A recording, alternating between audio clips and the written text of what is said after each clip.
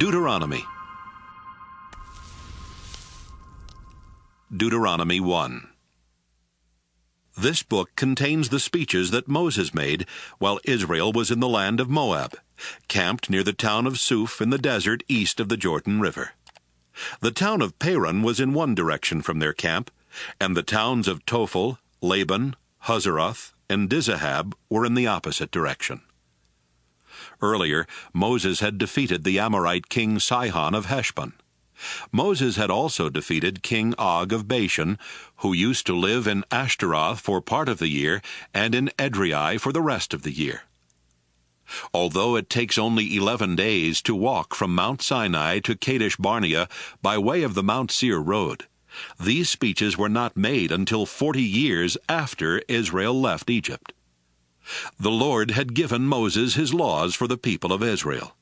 And on the first day of the 11th month, Moses began explaining those laws by saying, People of Israel, when we were in our camp at Mount Sinai, the Lord our God told us, You have stayed here long enough.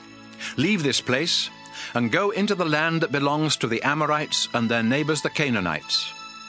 This land includes the Jordan River Valley, the hill country, the western foothills, the southern desert, the Mediterranean sea coast, the Lebanon mountains, and all the territory as far as the Euphrates River.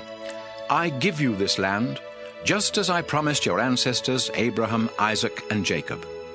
Now you must go and take the land. Right after the Lord commanded us to leave Mount Sinai, I told you, Israel, being your leader is too big a job for one person. The Lord our God has blessed us, and so now there are as many of us as there are stars in the sky. God has even promised to bless us 1,000 times more, and I pray that He will. But I cannot take care of all your problems and settle all your arguments alone.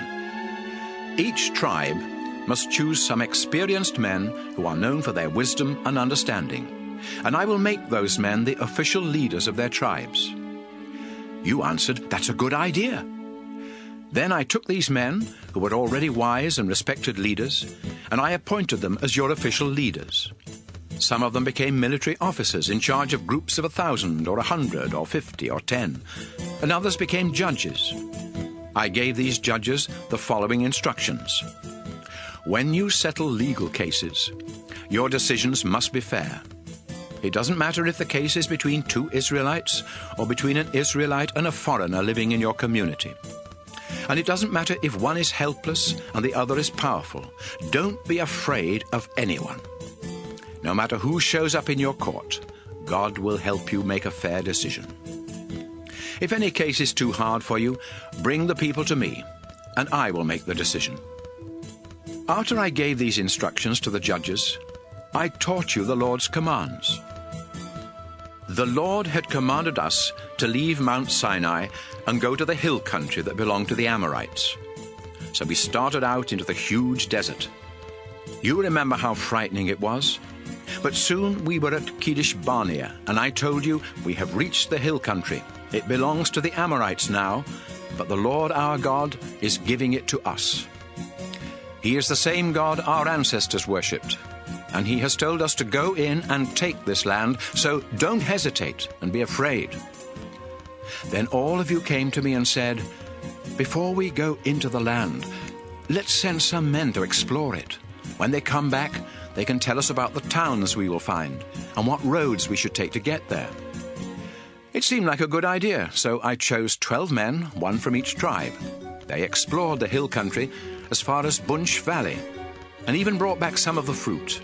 They said, The Lord our God is giving us good land. You did not want to go into the land, and you refused to obey the Lord your God. You stayed in your tents and grumbled. The Lord must hate us. He brought us out of Egypt just so He could hand us over to the Amorites and get rid of us.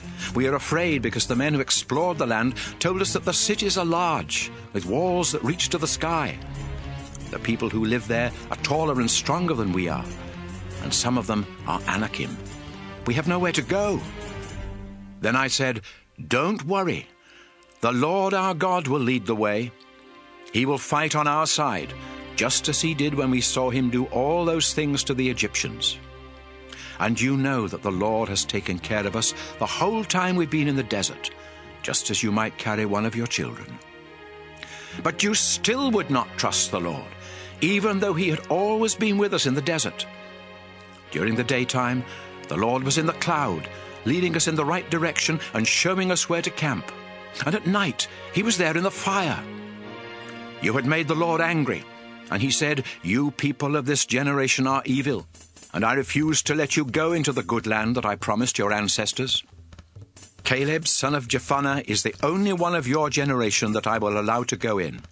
He obeyed me completely, so I will give him and his descendants the land he explored."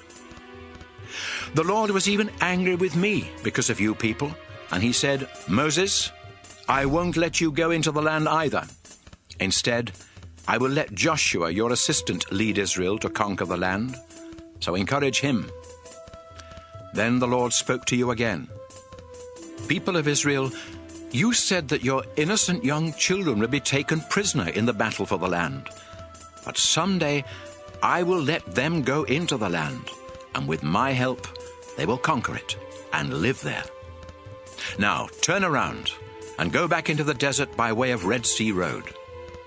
Then you told me, "We disobeyed the Lord our God, but now we want to obey him.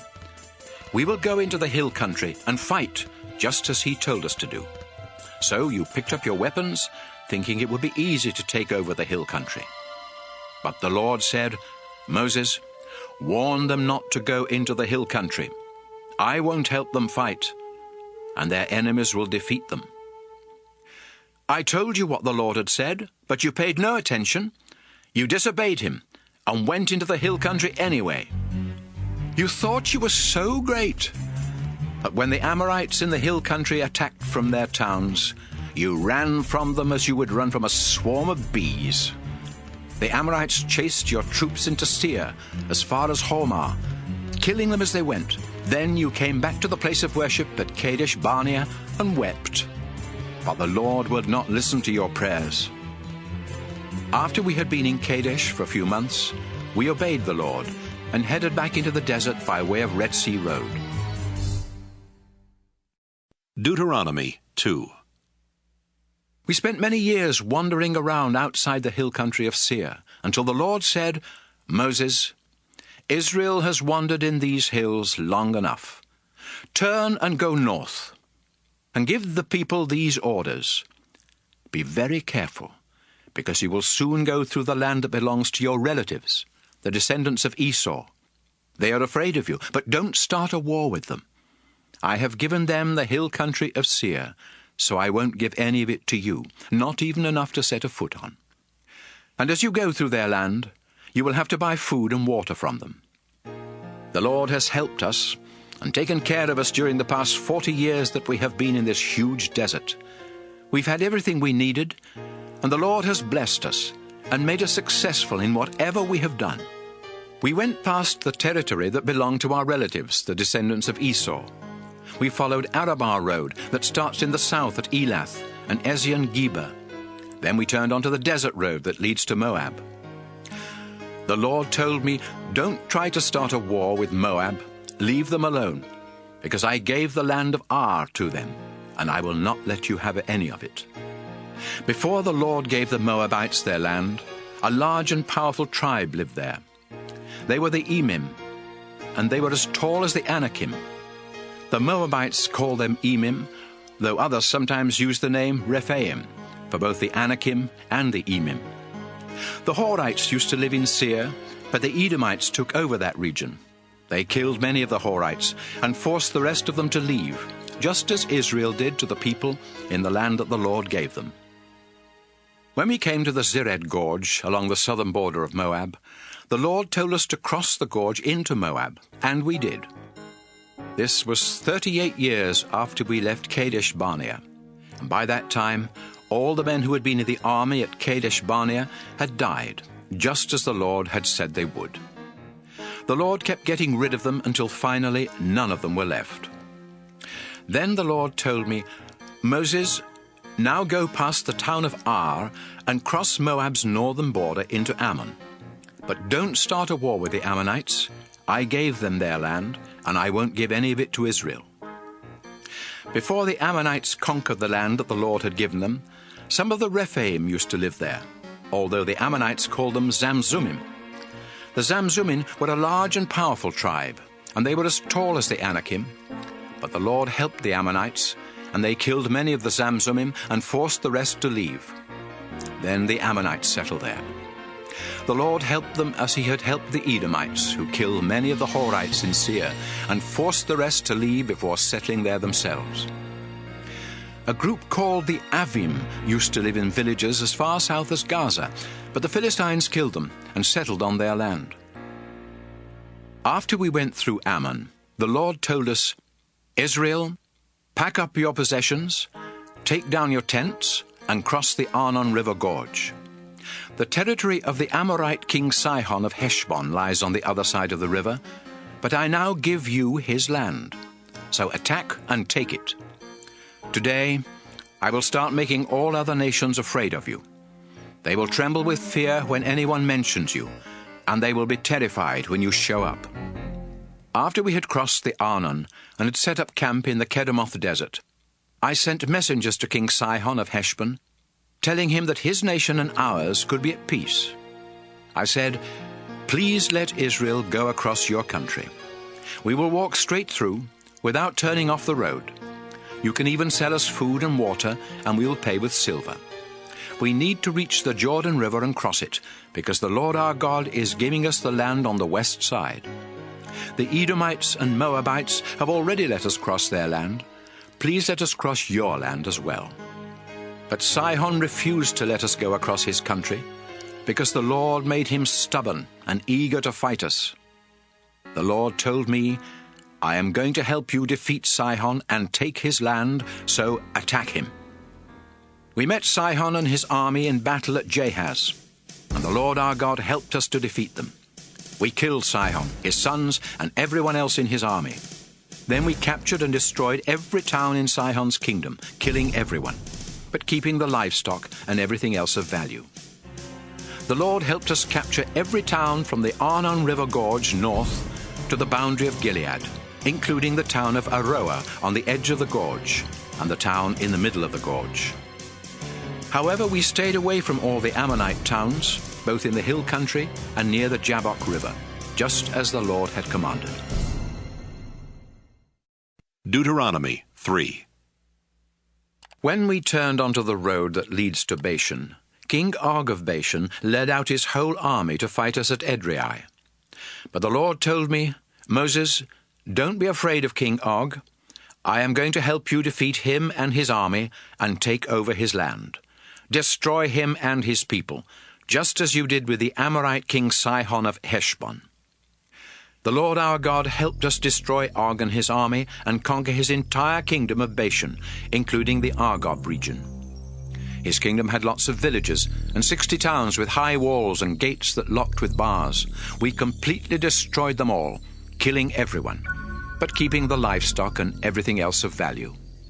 Sihon and Og had ruled Amorite kingdoms east of the Jordan River. Their land stretched from the Arnon River Gorge in the south to Mount Hermon in the north, and we captured it all. Mount Hermon is called Mount Sirion by the people of Sidon, and it is called Mount Sinir by the Amorites. We captured all the towns in the highlands, all of Gilead, and all of Bashan as far as Salakah and Edrei, 2 of the towns that Og had ruled.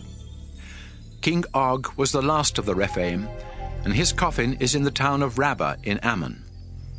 It is made of hard black rock, and is 13.5 feet long and 6 feet wide.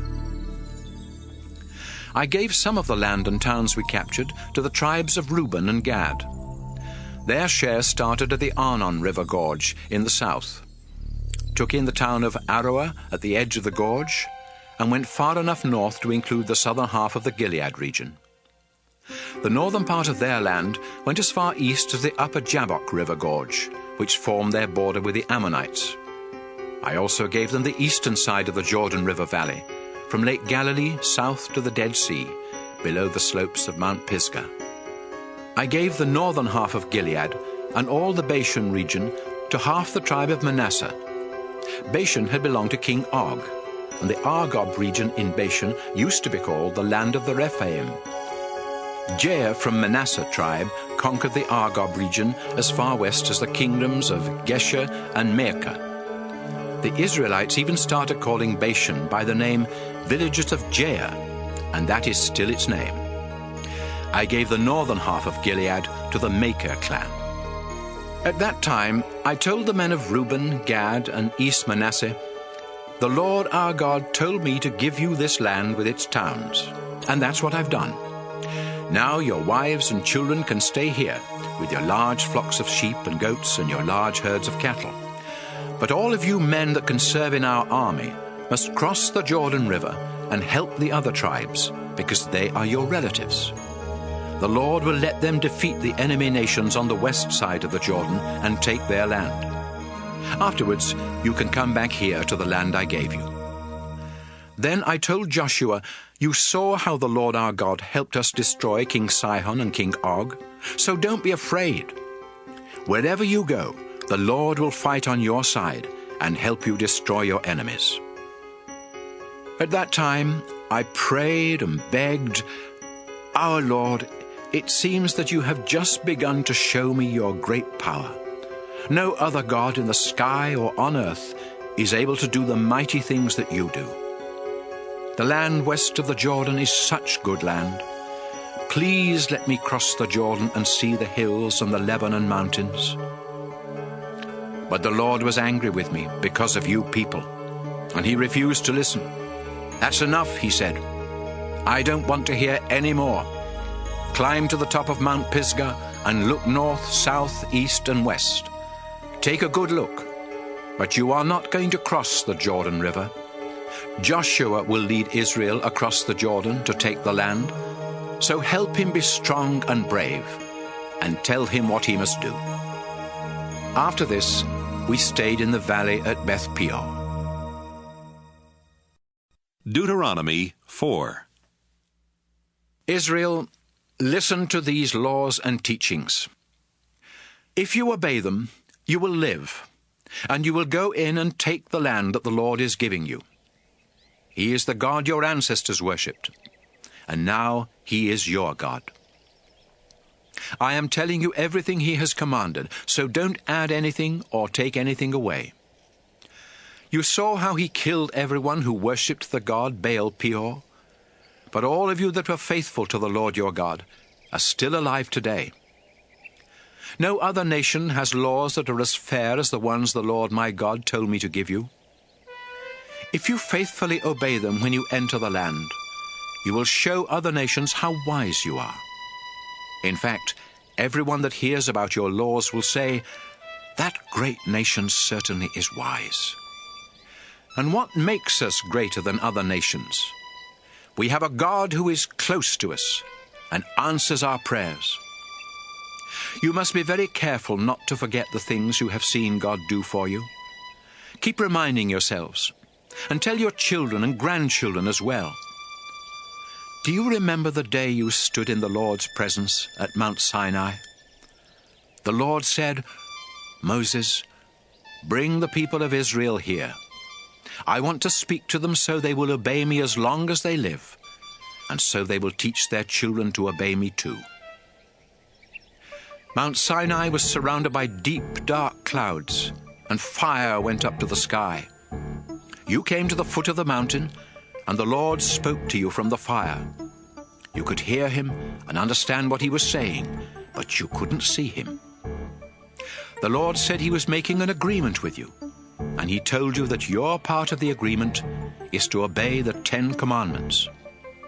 Then the Lord wrote these commandments on 2 flat stones. That's when the Lord commanded me to give you the laws and teachings you must obey in the land that you will conquer west of the Jordan River. When God spoke to you from the fire, he was invisible. So be careful not to commit the sin of worshipping idols. Don't make idols to be worshipped, whether they are shaped like men, women, animals, birds, reptiles, or fish. And when you see the sun or moon or stars, don't be tempted to bow down and worship them. The Lord put them there for all the other nations to worship, But you are the Lord's people, because he led you through fiery trials and rescued you from Egypt.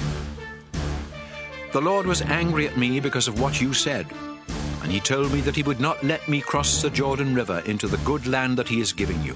So I must stay here and die on this side of the Jordan. But you will cross the river and take the land. Always remember the agreement that the Lord your God made with you, and don't make an idol in any shape or form. The Lord will be angry if you worship other gods, and he can be like a fire destroying everything in its path. Soon you will cross the Jordan River and settle down in the land. Then in the years to come you will have children, and they will give you grandchildren. After many years you might lose your sense of right and wrong and make idols, even though the Lord your God hates them. So I am giving you fair warning today, and I call the earth and the sky as witnesses. If you ever make idols, the Lord will be angry, and you won't have long to live, because the Lord will let you be wiped out. Only a few of you will survive, and the Lord will force you to leave the land and will scatter you among the nations. There you will have to worship gods made of wood and stone, and these are nothing but idols that can't see or hear or eat or smell. In all of your troubles, you may finally decide that you want to worship only the Lord. And if you turn back to him and obey him completely, he will again be your God. The Lord your God will have mercy. He won't destroy you or desert you. The Lord will remember his promise, and he will keep the agreement he made with your ancestors. When the Lord your God brought you out of Egypt, you saw how he fought for you and showed his great power by performing terrifying miracles. You became his people, and at Mount Sinai you heard him talking to you out of fiery flames, and yet you were still alive.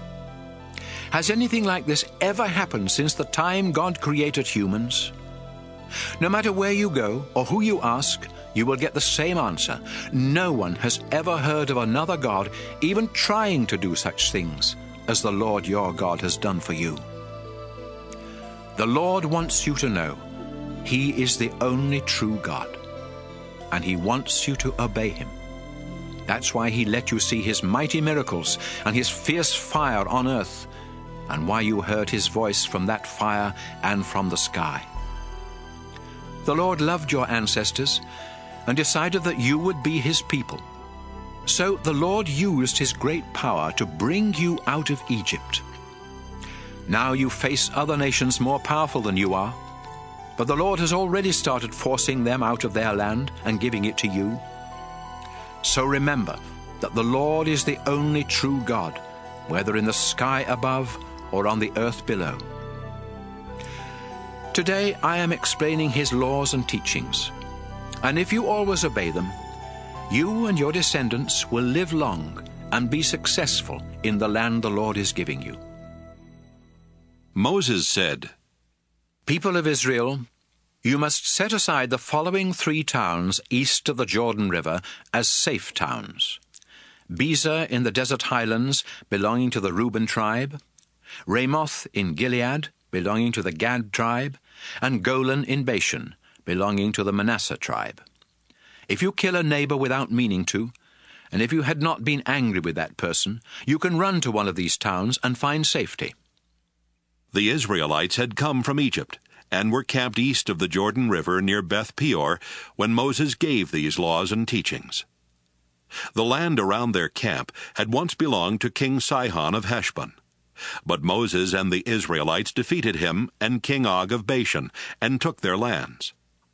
These 2 Amorite kings had ruled the territory east of the Jordan River, from the town of Aroer on the edge of the Arnon River Gorge, north to Mount Hermon. Their land included the eastern side of the Jordan River Valley, as far south as the Dead Sea, below the slopes of Mount Pisgah. Deuteronomy 5. Moses called together the people of Israel and said, Today I am telling you the laws and teachings that you must follow, So listen carefully. The Lord our God made an agreement with our nation at Mount Sinai. That agreement wasn't only with our ancestors, but with us who are here today. The Lord himself spoke to you out of the fire, but you were afraid of the fire and refused to go up the mountain. So I spoke with the Lord for you. Then I told you that he had said, I am the Lord your God, the one who brought you out of Egypt where you were slaves. Do not worship any god except me. Do not make idols that look like anything in the sky or on earth or in the ocean under the earth. Don't bow down and worship idols. I am the Lord your God, and I demand all your love. If you reject me and worship idols, I will punish your families for 3 or 4 generations.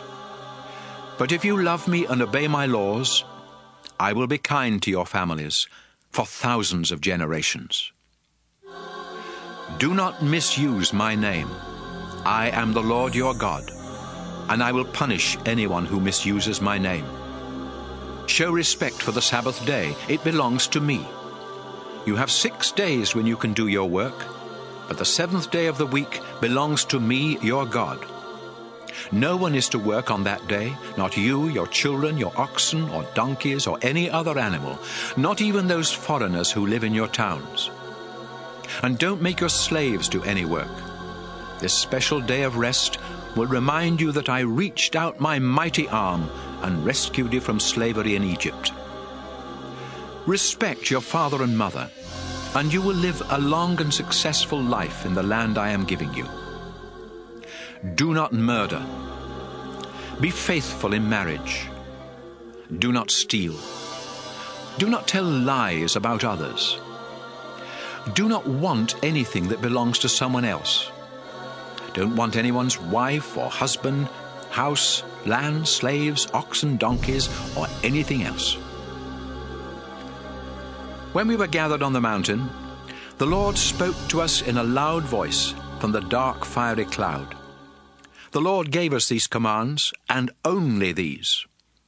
Then he wrote them on 2 flat stones and gave them to me.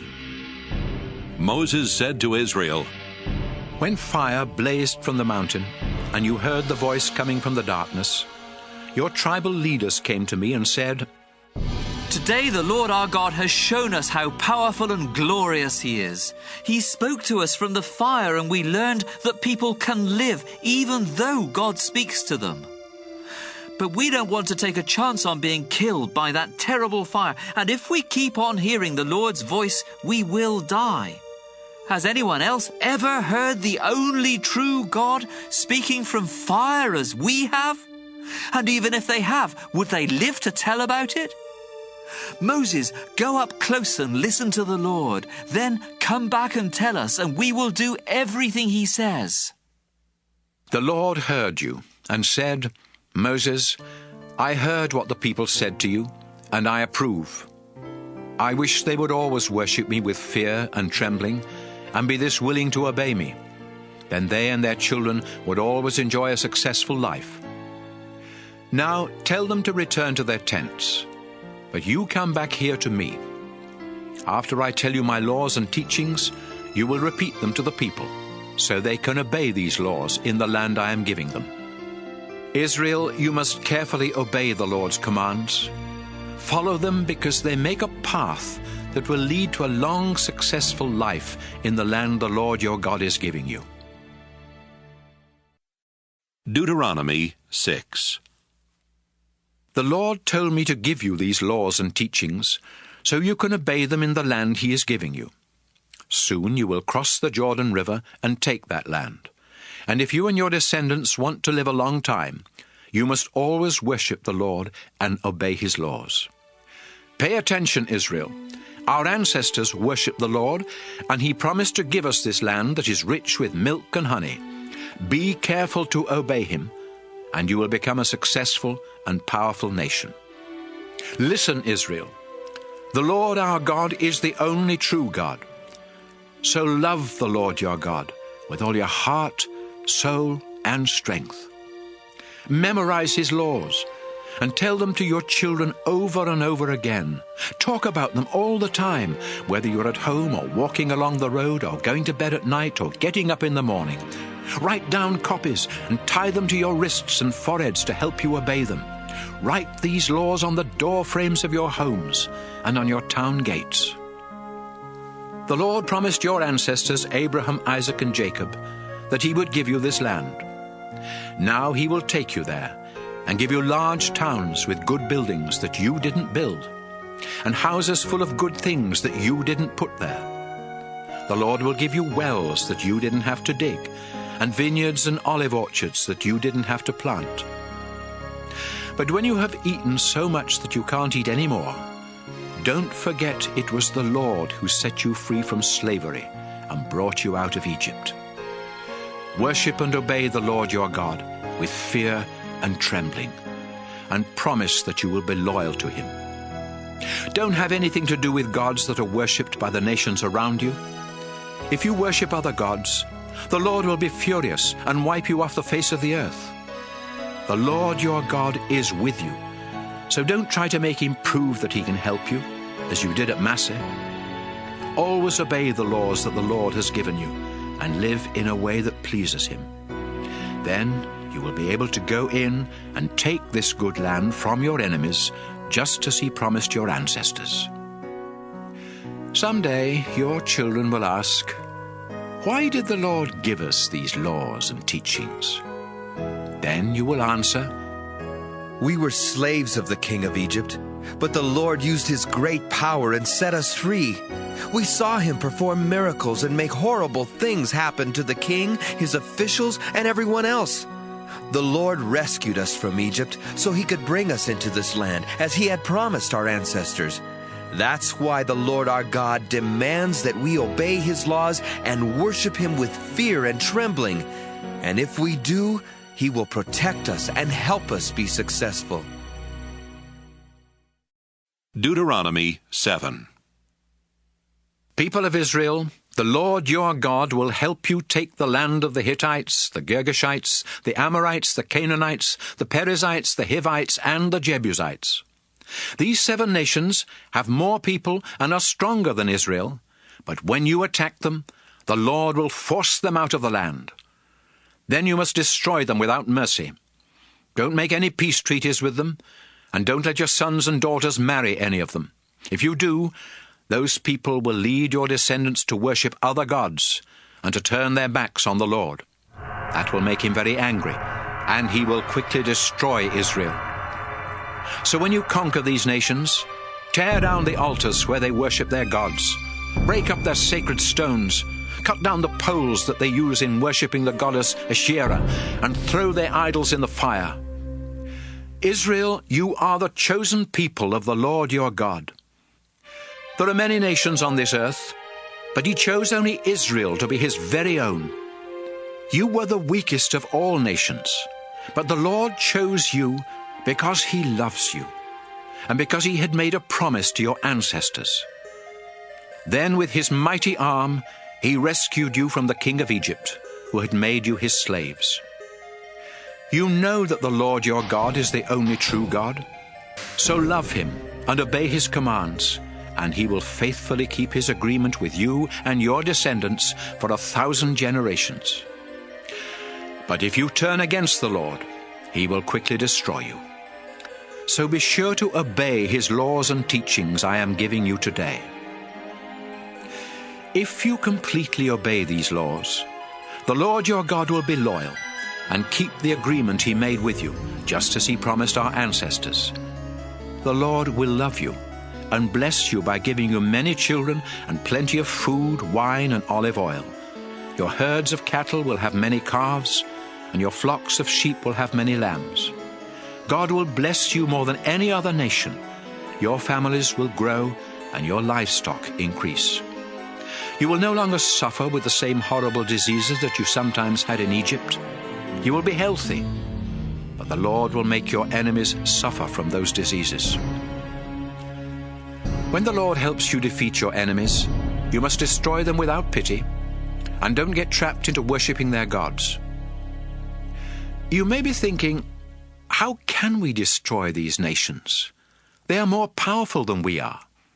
But stop worrying. Just remember what the Lord your God did to Egypt and its king.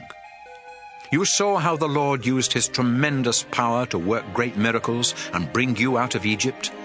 And he will again work miracles for you when you face these enemies you fear so much. Some of them may try to survive by hiding from you, but the Lord will make them panic, and soon they will be dead. So don't be frightened when you meet them in battle. The Lord your God is great and fearsome, and he will fight at your side. As you attack these nations, the Lord will force them out little by little.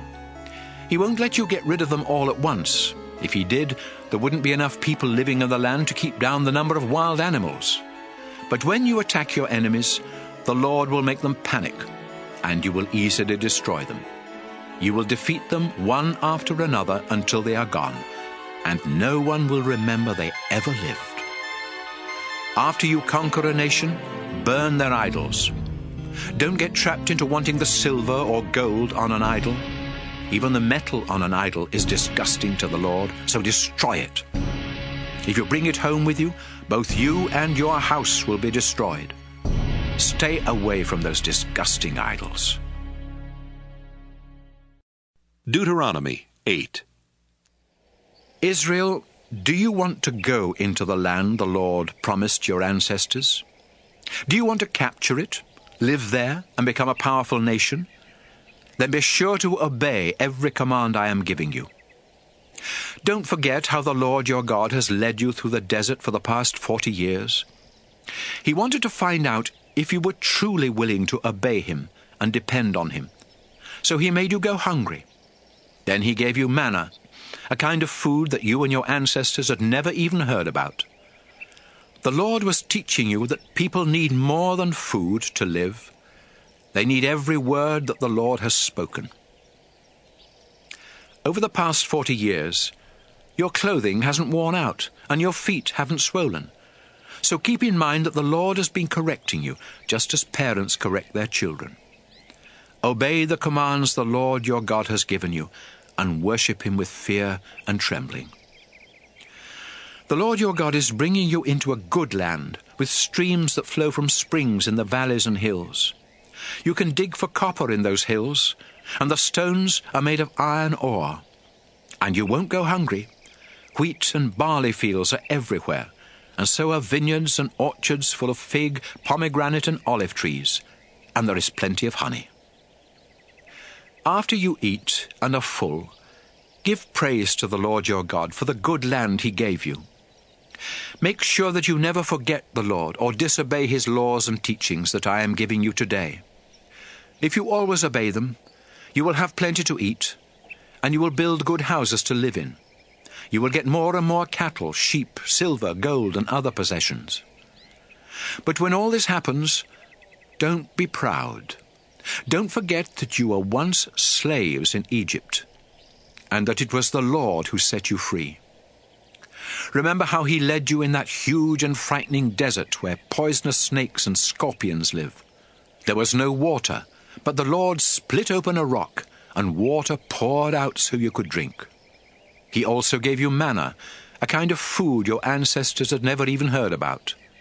The Lord was testing you to make you trust him, so that later on he could be good to you. When you become successful, don't say, "I'm rich, and I've earned it all myself." Instead, remember that the Lord your God gives you the strength to make a living. That's how he keeps the promise he made to your ancestors. But I'm warning you, if you forget the Lord your God and worship other gods, the Lord will destroy you, just as he destroyed the nations you fought. Deuteronomy 9. Israel, listen to me. You will soon cross the Jordan River and go into the land to force out the nations that live there. They are more powerful than you are, and the walls around their cities reach to the sky. Some of these nations are descendants of the Anakim. You know how tall and strong they are, and you've heard that no one can defeat them in battle. But the Lord your God has promised to go ahead of you, like a raging fire burning everything in its path. So when you attack your enemies, it will be easy for you to destroy them and take their land. After the Lord helps you wipe out these nations and conquer their land, don't think he did it because you are such good people. You aren't good. You are stubborn. No, the Lord is going to help you because the nations that live there are evil, and because he wants to keep the promise he made to your ancestors Abraham, Isaac, and Jacob. Don't ever forget how you kept rebelling and making the Lord angry the whole time you were in the desert. You rebelled from the day you left Egypt until the day you arrived here. At Mount Sinai, you made the Lord so angry that he was going to destroy you. It happened during those 40 days and nights that I was on the mountain, without anything to eat or drink. He had told me to come up there, so he could give me the agreement he made with us. And this agreement was actually the same 10 commandments he had announced to you when he spoke from the fire on the mountain. The Lord had written them on 2 flat stones with his own hand. But after giving me the 2 stones, he said, "Moses, hurry down the mountain to those people you led out of Egypt. They have already disobeyed me and committed the terrible sin of making an idol. I've been watching the Israelites, and I've seen how stubborn and rebellious they are. So don't try to stop me. I am going to wipe them out, and no one on earth will remember they ever lived. Then I will let your descendants become an even bigger and more powerful nation than Israel."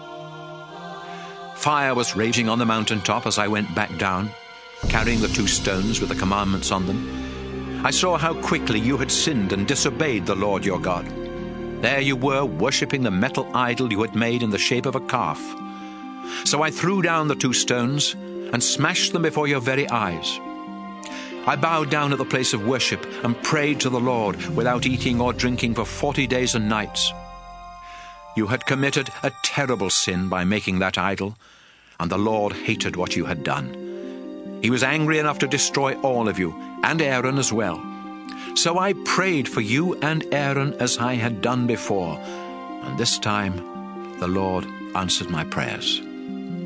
It was a sin for you to make that idol, so I threw it into the fire to melt it down. Then I took the lump of gold, ground it into powder, and threw the powder into the stream flowing down the mountain. You also made the Lord angry when you were staying at Taberah, at Massa, and at Kibroth-Hattaavah. Then at Kadesh Barnea the Lord said, "I am giving you the land, so go ahead and take it." But since you didn't trust the Lord, you rebelled and disobeyed his command. In fact, you've rebelled against the Lord for as long as he has known you.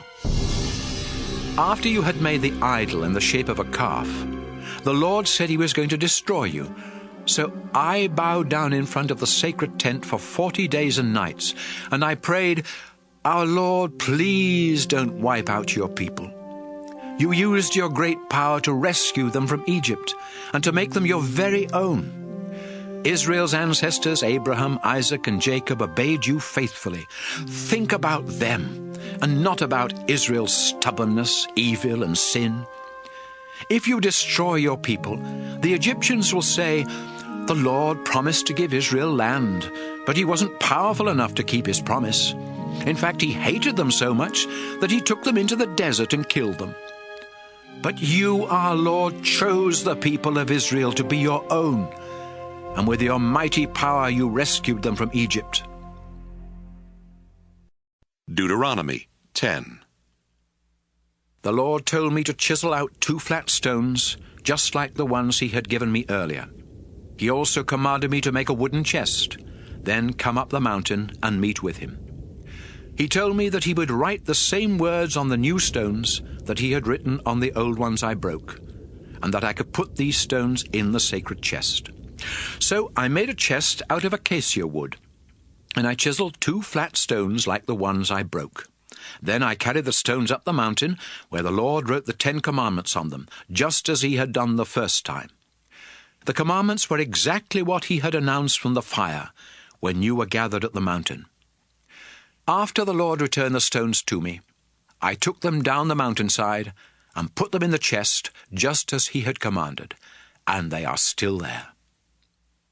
Later we set up camp at the wells belonging to the descendants of Jachin. Then we moved on and camped at Mosera, where Aaron died and was buried, and his son Eleazar became the priest. Next we camped at Gudgoda, and then at Jotbatha, where there are flowing streams. After I put the 2 stones in the sacred chest, the Lord chose the tribe of Levi, not only to carry the chest, but also to serve as his priests at the place of worship, and to bless the other tribes in his name. And they still do these things. The Lord promised that he would always provide for the tribe of Levi, and that's why he won't give them any land when he divides it among the other tribes. When I had taken the second set of stones up the mountain, I spent 40 days and nights there, just as I had done before. Once again the Lord answered my prayer and did not destroy you. Instead he told me, "Moses, get ready to lead the people into the land that I promised their ancestors." People of Israel, what does the Lord your God want from you? The Lord wants you to respect and follow him, to love and serve him with all your heart and soul, and to obey his laws and teachings that I am giving you today. Do this, and all will go well for you. Everything belongs to the Lord your God, not only the earth and everything on it, but also the sky and the highest heavens. Yet the Lord loved your ancestors and wanted them to belong to him. So he chose them and their descendants rather than any other nation, and today you are still his people. Remember your agreement with the Lord and stop being so stubborn.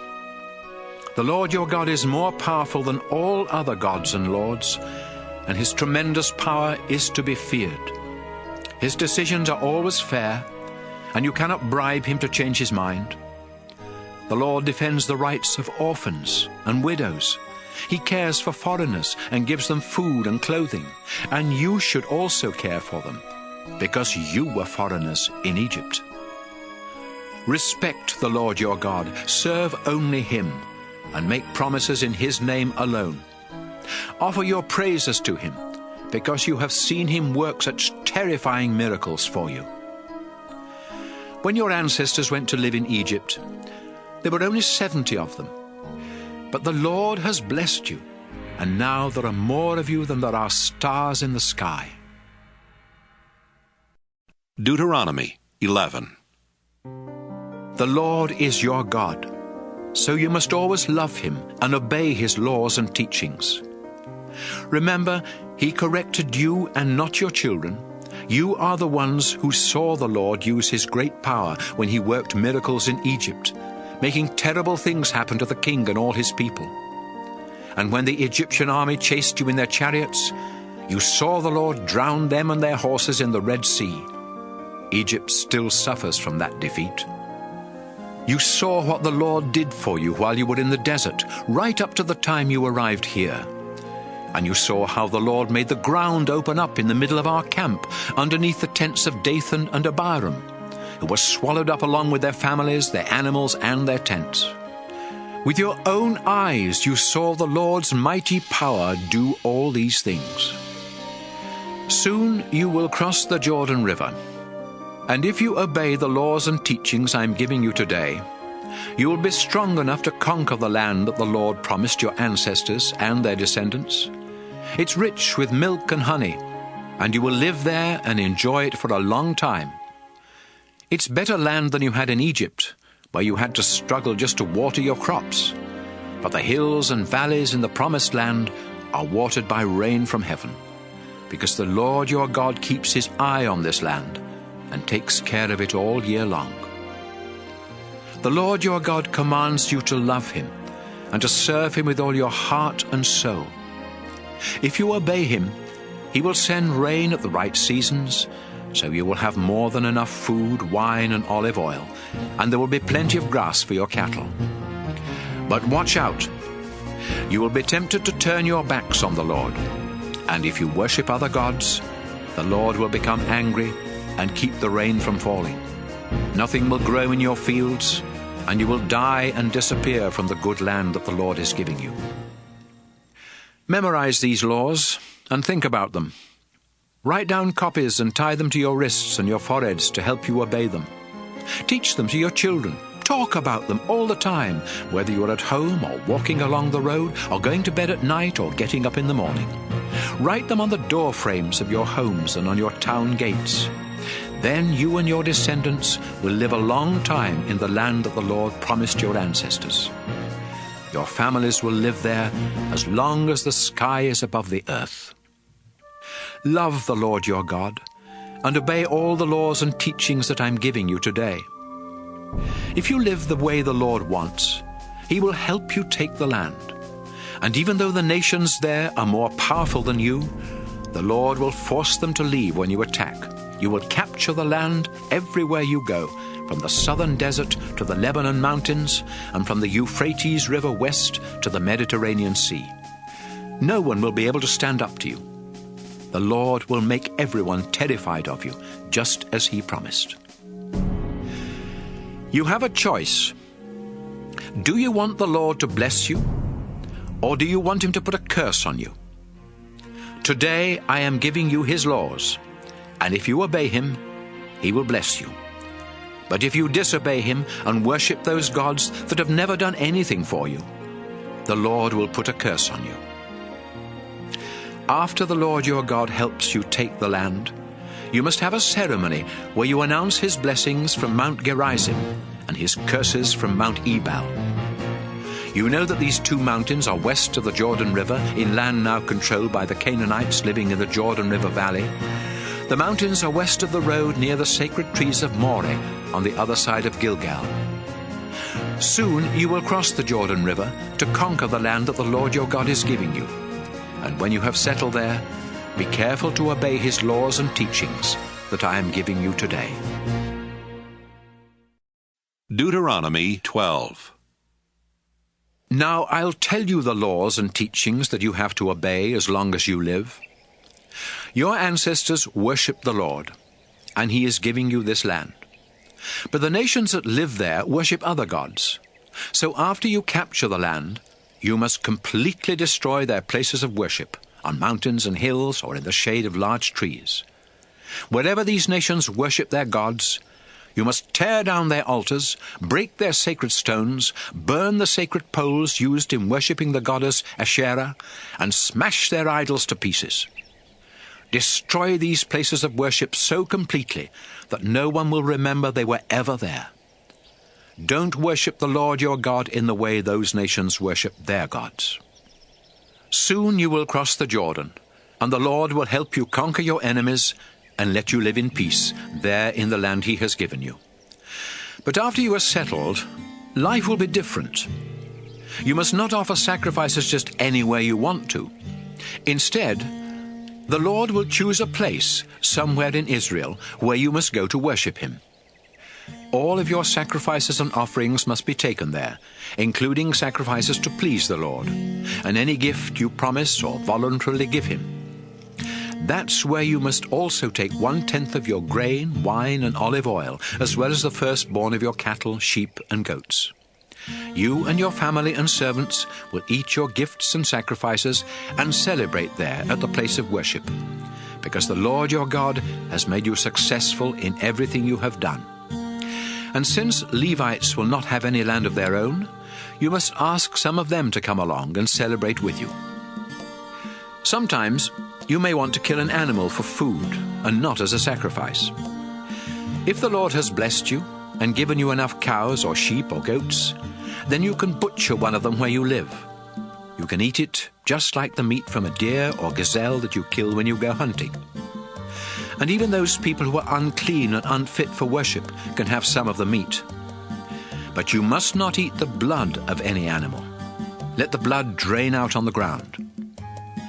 The Lord has promised that later on He will give Israel more land, and some of you may not be able to travel all the way from your homes to the place of worship each time you are hungry for meat, but the Lord will give you cattle, sheep, and goats, and you can butcher any of those animals at home and eat as much as you want. It is the same as eating the meat from a deer or a gazelle that you kill when you go hunting. And in this way, anyone who is unclean and unfit for worship can have some of the meat. But don't eat the blood. It is the life of the animal, so let it drain out on the ground before you eat the meat. Do you want the Lord to make you successful? Do you want your children to be successful, even after you are gone? Then do what pleases the Lord, and don't eat blood. All sacrifices and offerings to the Lord must be taken to the place where he chooses to be worshipped. If you offer a sacrifice to please the Lord, all of its meat must be burned on the altar. You can eat the meat from certain kinds of sacrifices, but you must always pour out the animal's blood on the altar. If you obey these laws, you will be doing what the Lord your God says is right and good. Then he will help you and your descendants be successful. Israel, as you go into the land and attack the nations that are there, the Lord will get rid of them, and you can have their land. But that's when you must be especially careful not to ask, how did these nations worship their gods? Shouldn't we worship the Lord in the same way? No, you should not. The Lord hates the disgusting way those nations worship their gods, because they even burn their sons and daughters as sacrifices. Obey all the laws and teachings I am giving you. Don't add any, and don't take any away. Deuteronomy 13. Someday, a prophet may come along who is able to perform miracles or tell what will happen in the future. Then the prophet may say, Let's start worshipping some new gods, some gods that we know nothing about. If the prophet says this, don't listen.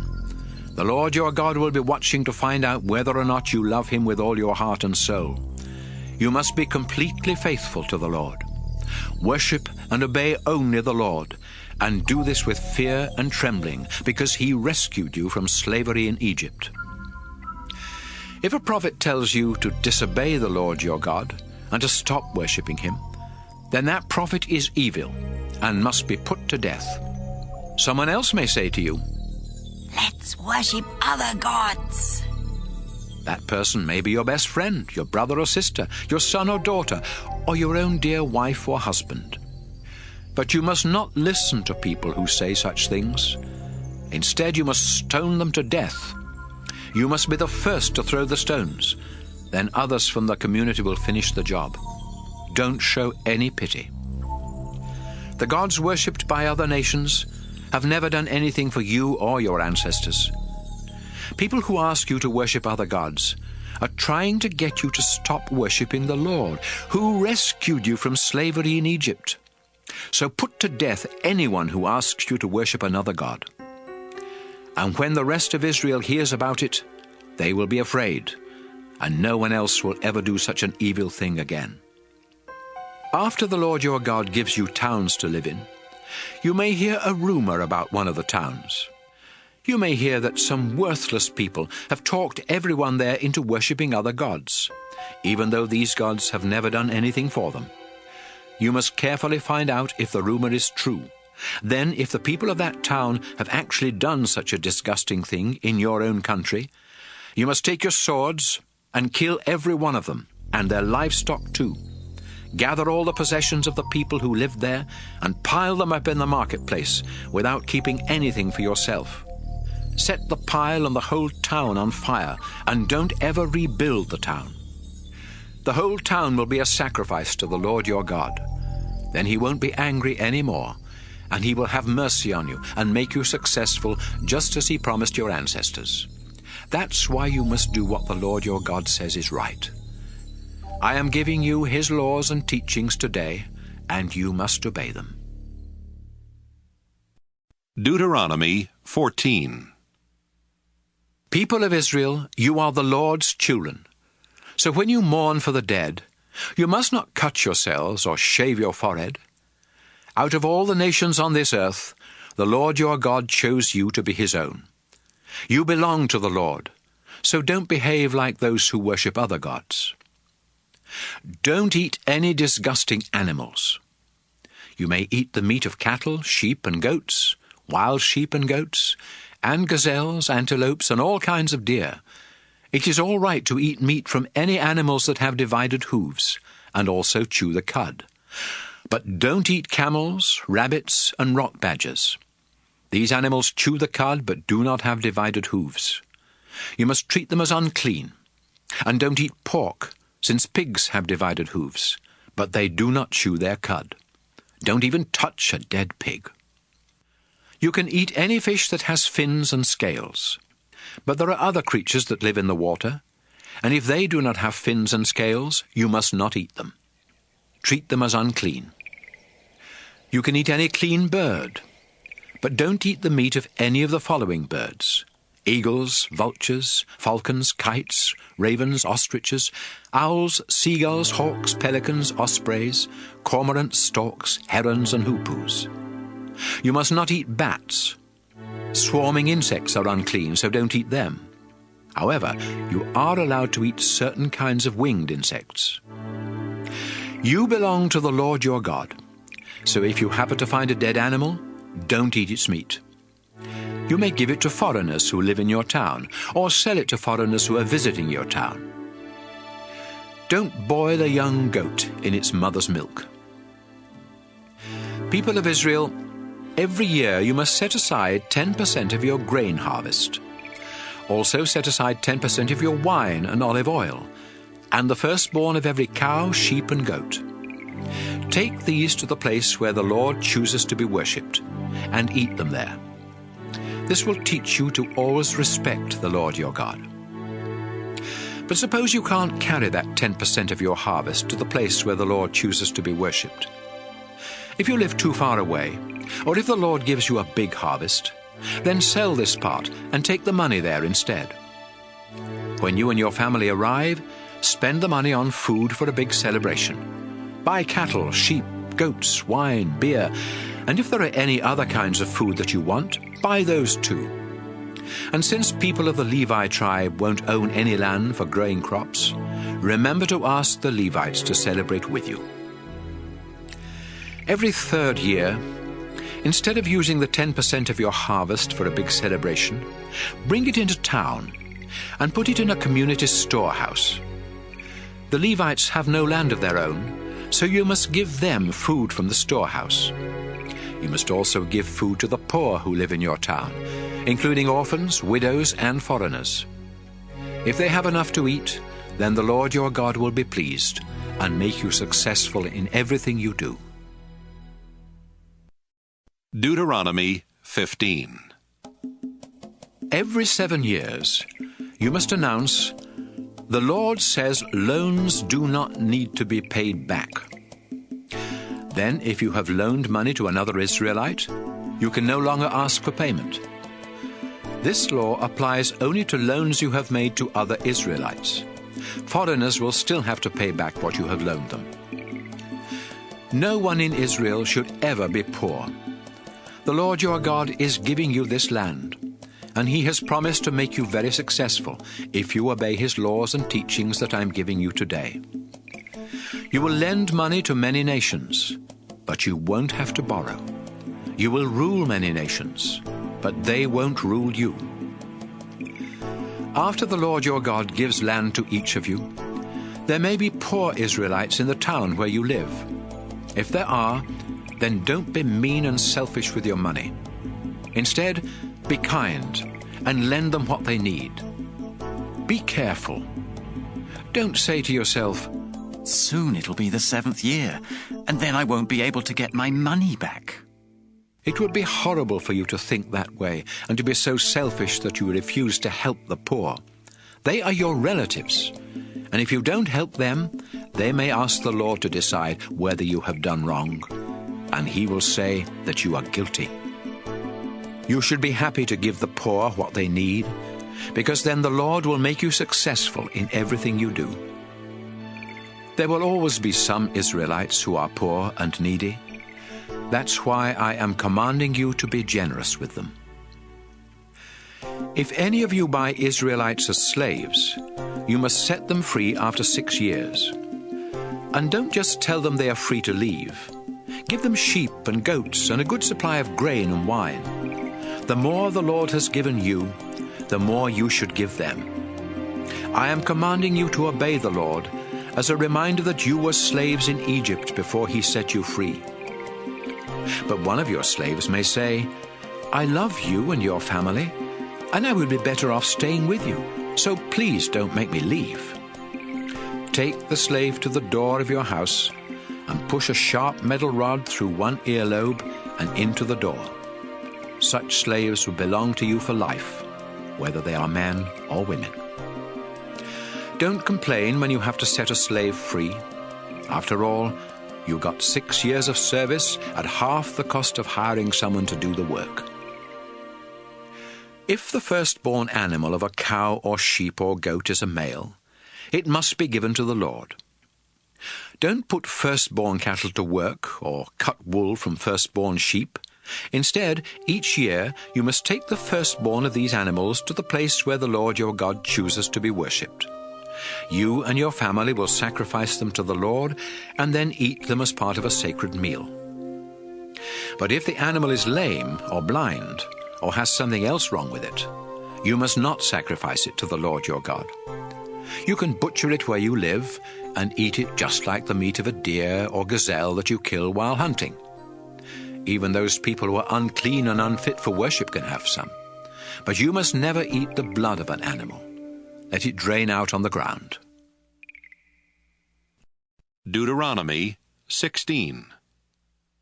People of Israel, you must celebrate Passover in the month of Abib, because one night in that month years ago, the Lord your God rescued you from Egypt.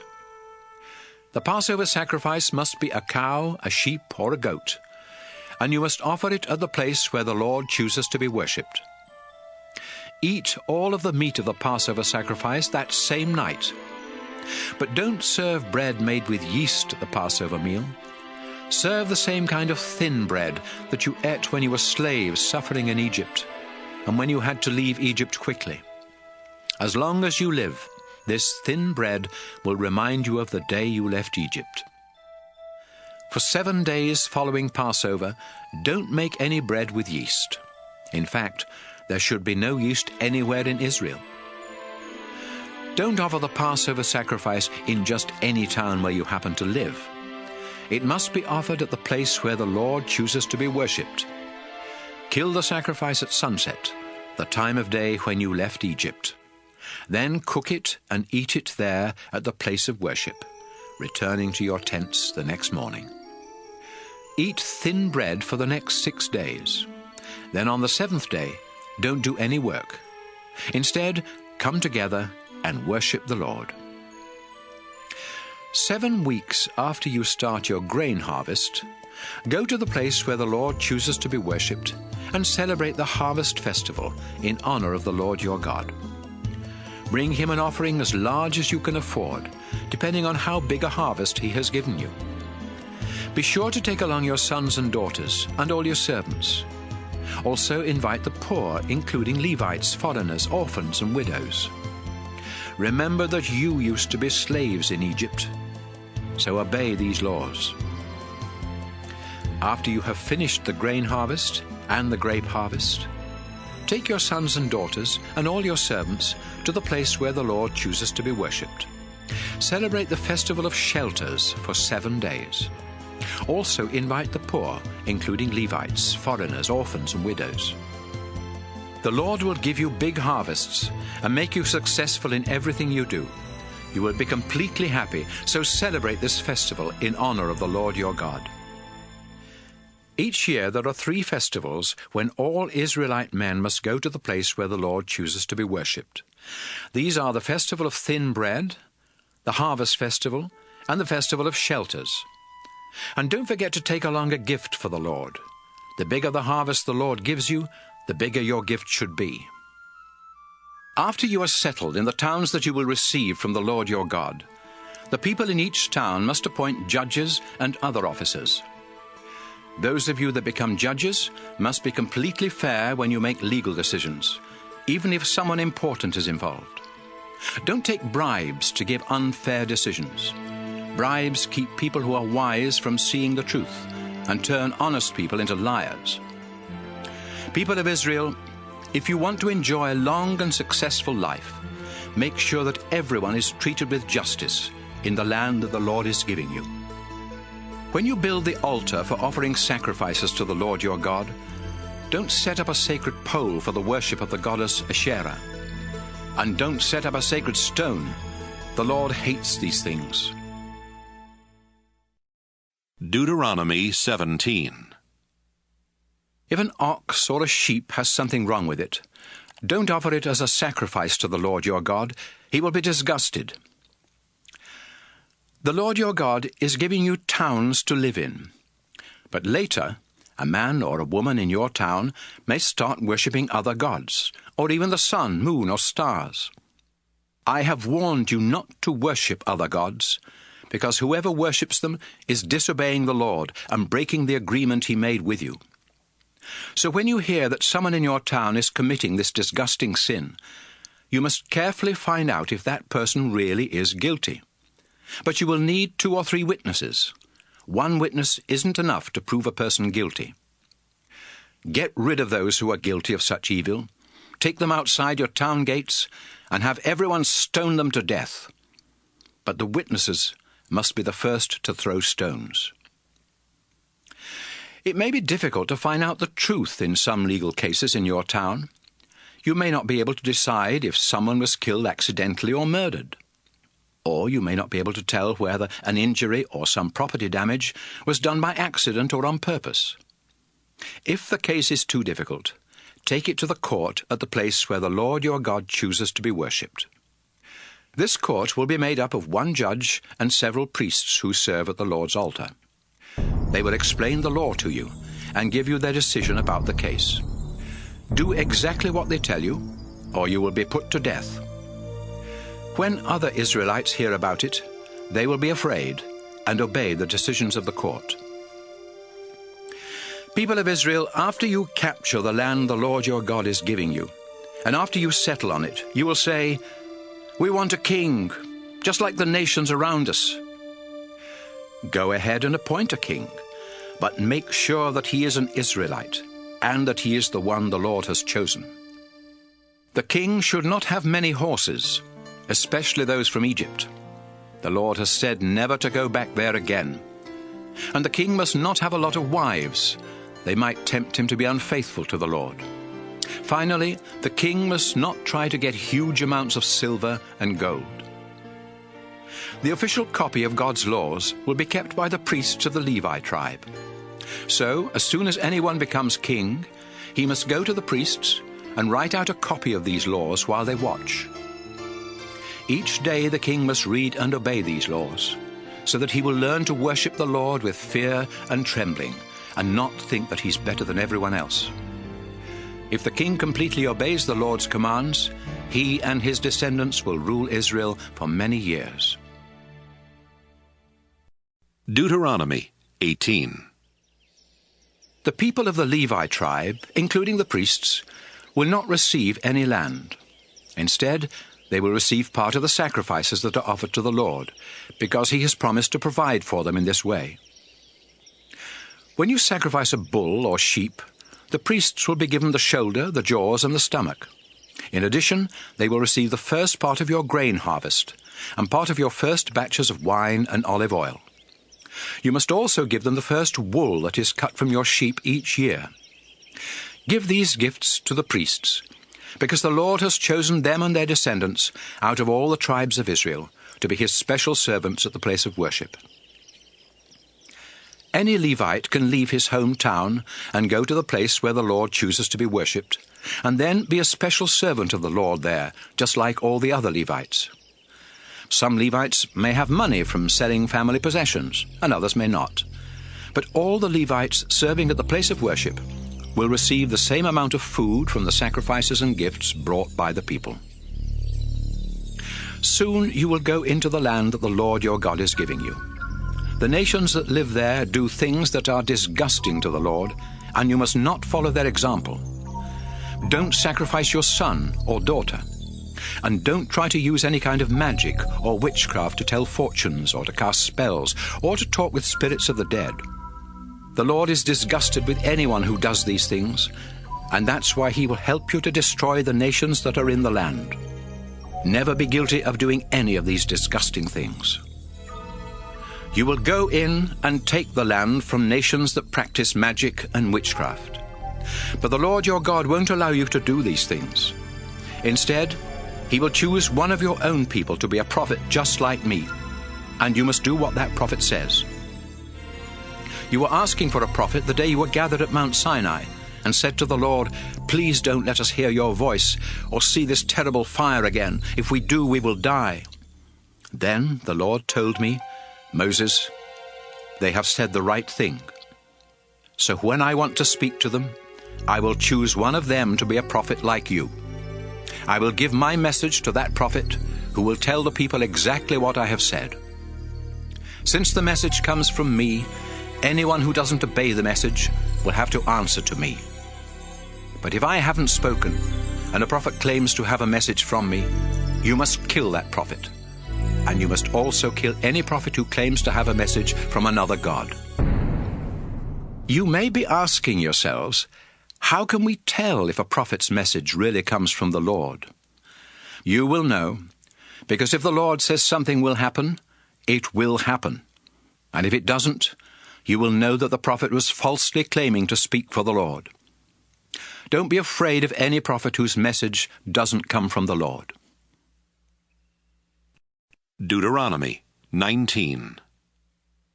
Soon you will go into the land and attack the nations. The Lord your God will destroy them, and give you their lands, towns, and homes. Then, after you are settled, you must choose 3 of your towns to be safe towns. Divide the land into 3 regions, with 1 safe town near the middle of each, so that a safe town can be easily reached from anywhere in your land. Then, if one of you accidentally kills someone, you can run to a safe town and find protection from being put to death. But you must not have been angry with the person you killed. For example, suppose you and a friend go into the forest to cut wood. You are chopping down a tree with an axe when the axe head slips off the handle, hits your friend, and kills him. You can run to one of the safe towns and save your life. You don't deserve to die, since you did not mean to harm your friend, but he did get killed, and his relatives might be very angry. They might even choose one of the men from their family to track you down and kill you. If it is too far to one of the safe towns, the victim's relative might be able to catch you and kill you. That's why I said there must be 3 safe towns. Israel, the Lord your God has promised that if you obey his laws and teachings I'm giving you, and if you always love him, then he will give you the land he promised your ancestors.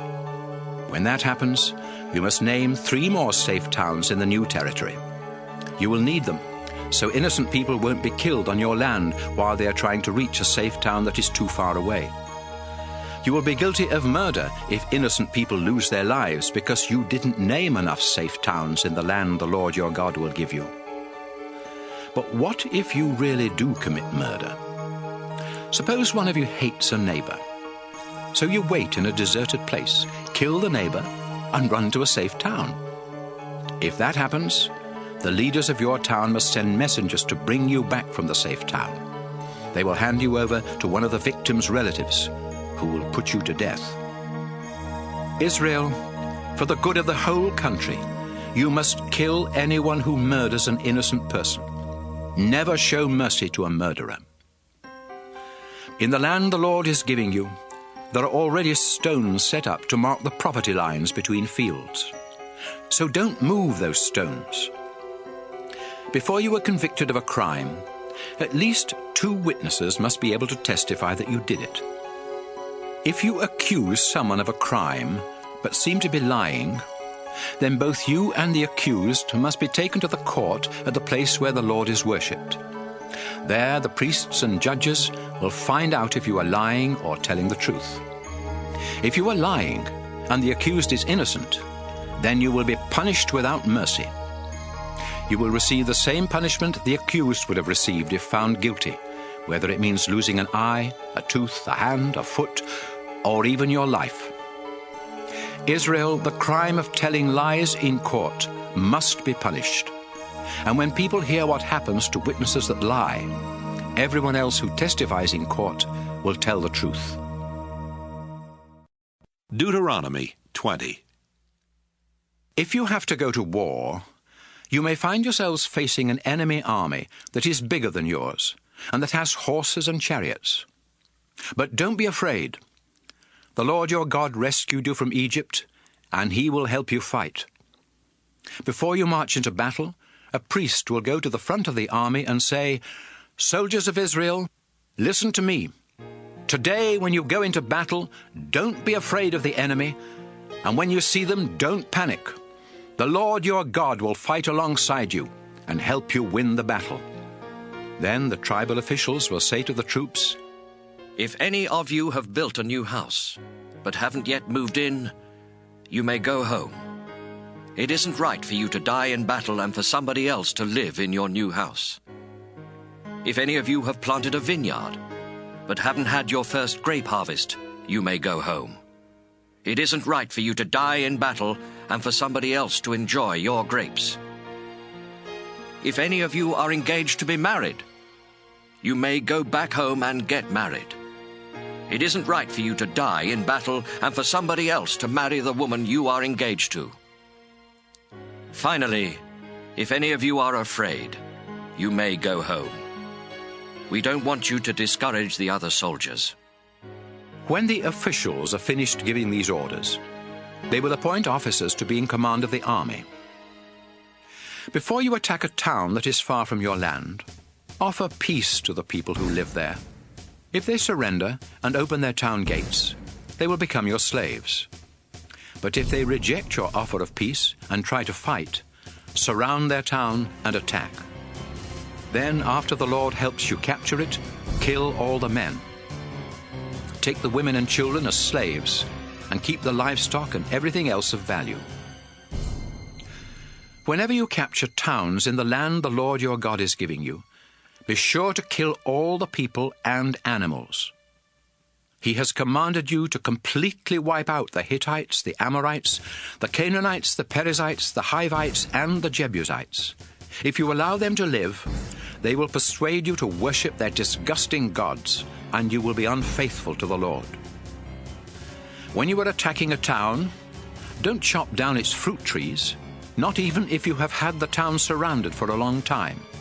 Fruit trees aren't your enemies, and they produce food that you can eat, so don't cut them down. You may need wood to make ladders and towers to help you get over the walls and capture the town, but use only trees that you know are not fruit trees. Deuteronomy 21.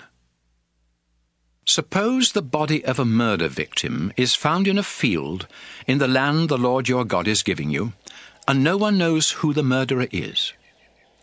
The judges and other leaders from the towns around there must find out what town is the closest to where the body was found. The leaders from that town will go to their cattle herds and choose a young cow that has never been put to work. They and some of the priests will take this cow to a nearby valley where there is a stream but no crops. Once they reach the valley, the leaders will break the cow's neck.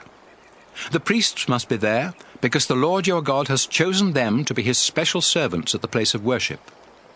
The Lord has chosen them to bless the people in his name and to be judges in all legal cases, whether property or injury is involved. The town leaders will wash their hands over the body of the dead cow and say, "We had no part in this murder, and we don't know who did it. But since an innocent person was murdered, we beg you, our Lord, to accept this sacrifice and forgive Israel. We are your people, and you rescued us. Please don't hold this crime against us." If you obey the Lord and do these things, he will forgive Israel. From time to time, you men will serve as soldiers and go off to war. The Lord your God will help you defeat your enemies, and you will take many prisoners. One of these prisoners may be a beautiful woman, and you may want to marry her. But first, you must bring her into your home and have her shave her head, cut her nails, get rid of her foreign clothes, and start wearing Israelite clothes. She will mourn a month for her father and mother. Then you can marry her.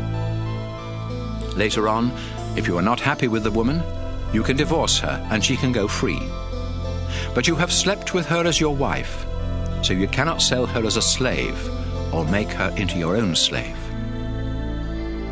Suppose a man has 2 wives and loves one more than the other. The first son of either wife is the man's firstborn son, even if the boy's mother is the wife the man doesn't love. Later, when the man is near death and is dividing up his property, he must give a double share to his firstborn son, simply because he was the first to be born. A father and a mother may have a stubborn and rebellious son who refuses to obey them even after he has been punished. If a son is like that, his parents must drag him to the town gate where the leaders of the town hold their meetings. The parents will tell the leaders, "This son of ours is stubborn and never obeys. He spends all his time drinking and partying." The men of the town will stone that son to death, because they must get rid of the evil he brought into the community. Everyone in Israel will be afraid when they hear how he was punished. If a criminal is put to death, and you hang the dead body on a tree, you must not let it hang there overnight. Bury it the same day, because the dead body of a criminal will bring God's curse on the land. The Lord your God is giving this land to you, so don't make it unclean by leaving the bodies of executed criminals on display. Deuteronomy 22. If you see a cow or sheep wandering around lost, take the animal back to its owner. If the owner lives too far away, or if you don't know who the owner is, take the animal home with you and take care of it. The owner will come looking for the animal, and then you can give it back. That's what you should do if you find anything that belongs to someone else. Do whatever you can to help, whether you find a cow or sheep or donkey or some clothing. Oxen and donkeys that carry heavy loads can stumble and fall and be unable to get up by themselves. So as you walk along the road, help anyone who is trying to get an ox or donkey back on its feet. Women must not pretend to be men, and men must not pretend to be women. The Lord your God is disgusted with people who do that. As you walk along the road, you might see a bird's nest in a tree or on the ground. If the mother bird is in the nest with either her eggs or her baby birds, you are allowed to take the baby birds or the eggs, but not the mother bird. Let her go free, and the Lord will bless you with a long and successful life. If you build a house, make sure to put a low wall around the edge of the flat roof. Then if someone falls off the roof and is killed, it won't be your fault. If you plant a vineyard, don't plant any other fruit tree or crop in it. If you do plant something else there, you must bring to the place of worship everything you harvest from the vineyard. Don't hitch an ox and a donkey to your plough at the same time. When you weave cloth for clothing, you can use thread made of flax or wool, but not both together. And when you make a coat, sew a tassel on each of the 4 corners. Suppose a man starts hating his wife soon after they are married. He might tell ugly lies about her and say, "I married this woman, but when we slept together, I found out she wasn't a virgin." If this happens, the bride's father and mother must go to the town gate to show the town leaders the proof that the woman was a virgin. Her father will say, "I let my daughter marry this man, but he started hating her and accusing her of not being a virgin. But he is wrong, because here is proof that she was a virgin." Then the bride's parents will show them the bedsheet from the woman's wedding night. The town leaders will beat the man with a whip because he accused his bride of not being a virgin. He will have to pay her father 100 pieces of silver and will never be allowed to divorce her. But if the man was right, and there is no proof that his bride was a virgin, the men of the town will take the woman to the door of her father's house and stone her to death. This woman brought evil into your community by sleeping with someone before she got married, and you must get rid of that evil by killing her. People of Israel, If a man is caught having sex with someone else's wife, you must put them both to death. That way you will get rid of the evil they have done in Israel. If a man is caught in town having sex with an engaged woman who isn't screaming for help, they both must be put to death. The man is guilty of having sex with a married woman, and the woman is guilty because she didn't call for help, even though she was inside a town and people were nearby. Take both of them to the town gate and stone them to death. You must get rid of the evil they brought into your community. If an engaged woman is raped out in the country, only the man will be put to death. Do not punish the woman at all.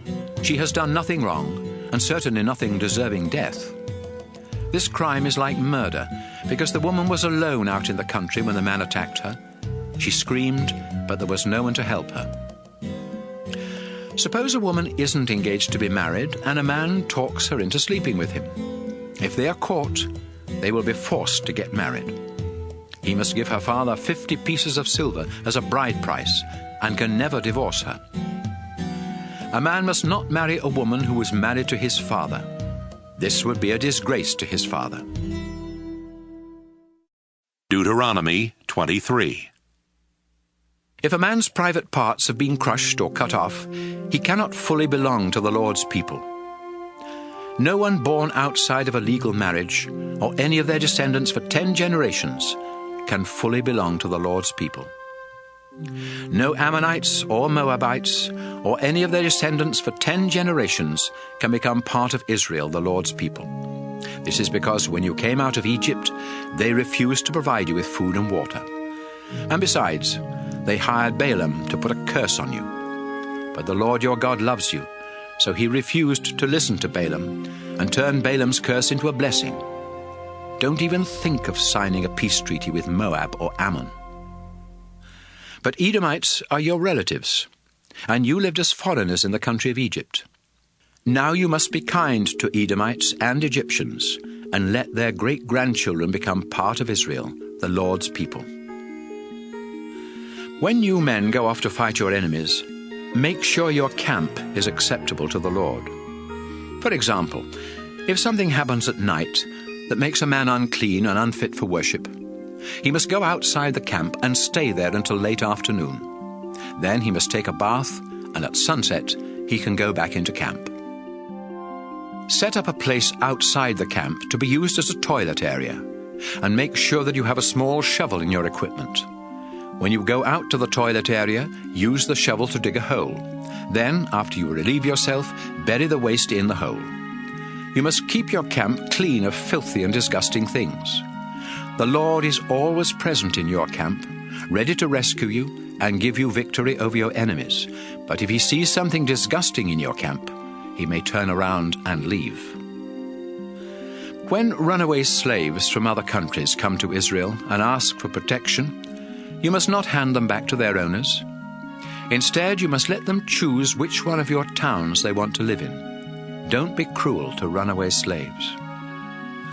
People of Israel, don't any of you ever be temple prostitutes. The Lord your God is disgusted with men and women who are prostitutes of any kind, and he will not accept a gift from them, even if it had been promised to him. When you lend money, food, or anything else to another Israelite, you are not allowed to charge interest. You can charge a foreigner interest, but if you charge other Israelites interest, the Lord your God will not let you be successful in the land you are about to take. People of Israel, if you make a sacred promise to give a gift to the Lord, then do it as soon as you can. If the Lord has to come looking for the gift you promised, you will be guilty of breaking that promise. On the other hand, if you never make a sacred promise, you can't be guilty of breaking it. You must keep whatever promises you make to the Lord. After all, you are the one who chose to make the promises. If you go into a vineyard that belongs to someone else, you are allowed to eat as many grapes as you want while you are there.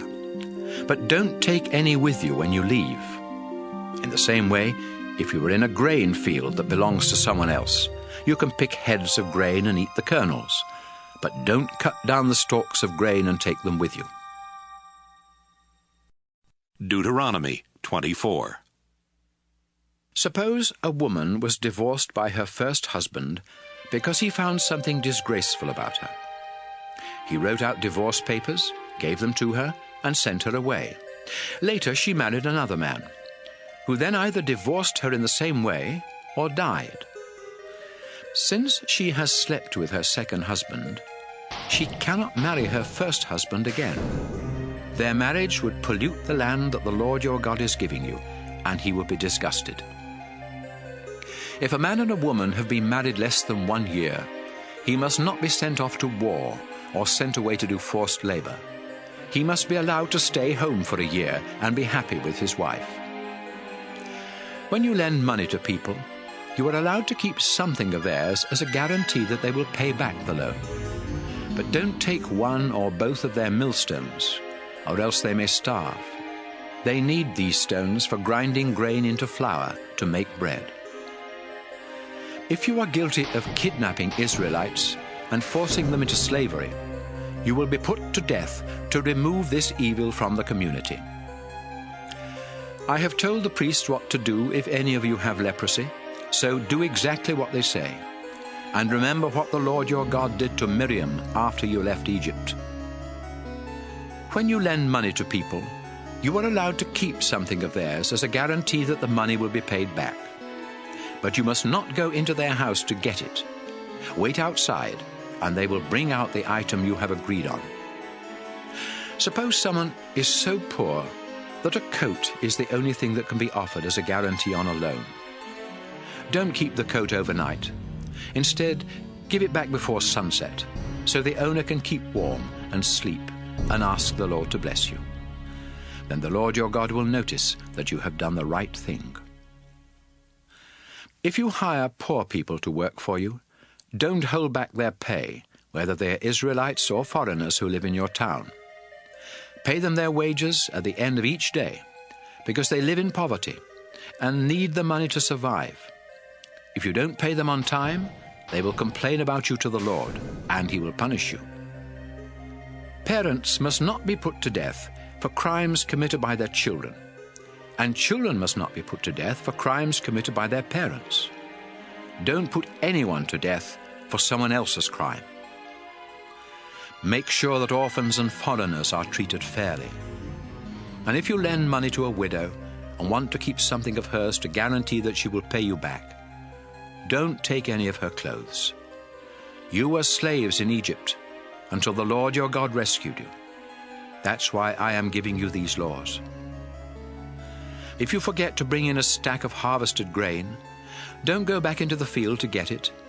Leave it for the poor, including foreigners, orphans, and widows, and the Lord will make you successful in everything you do.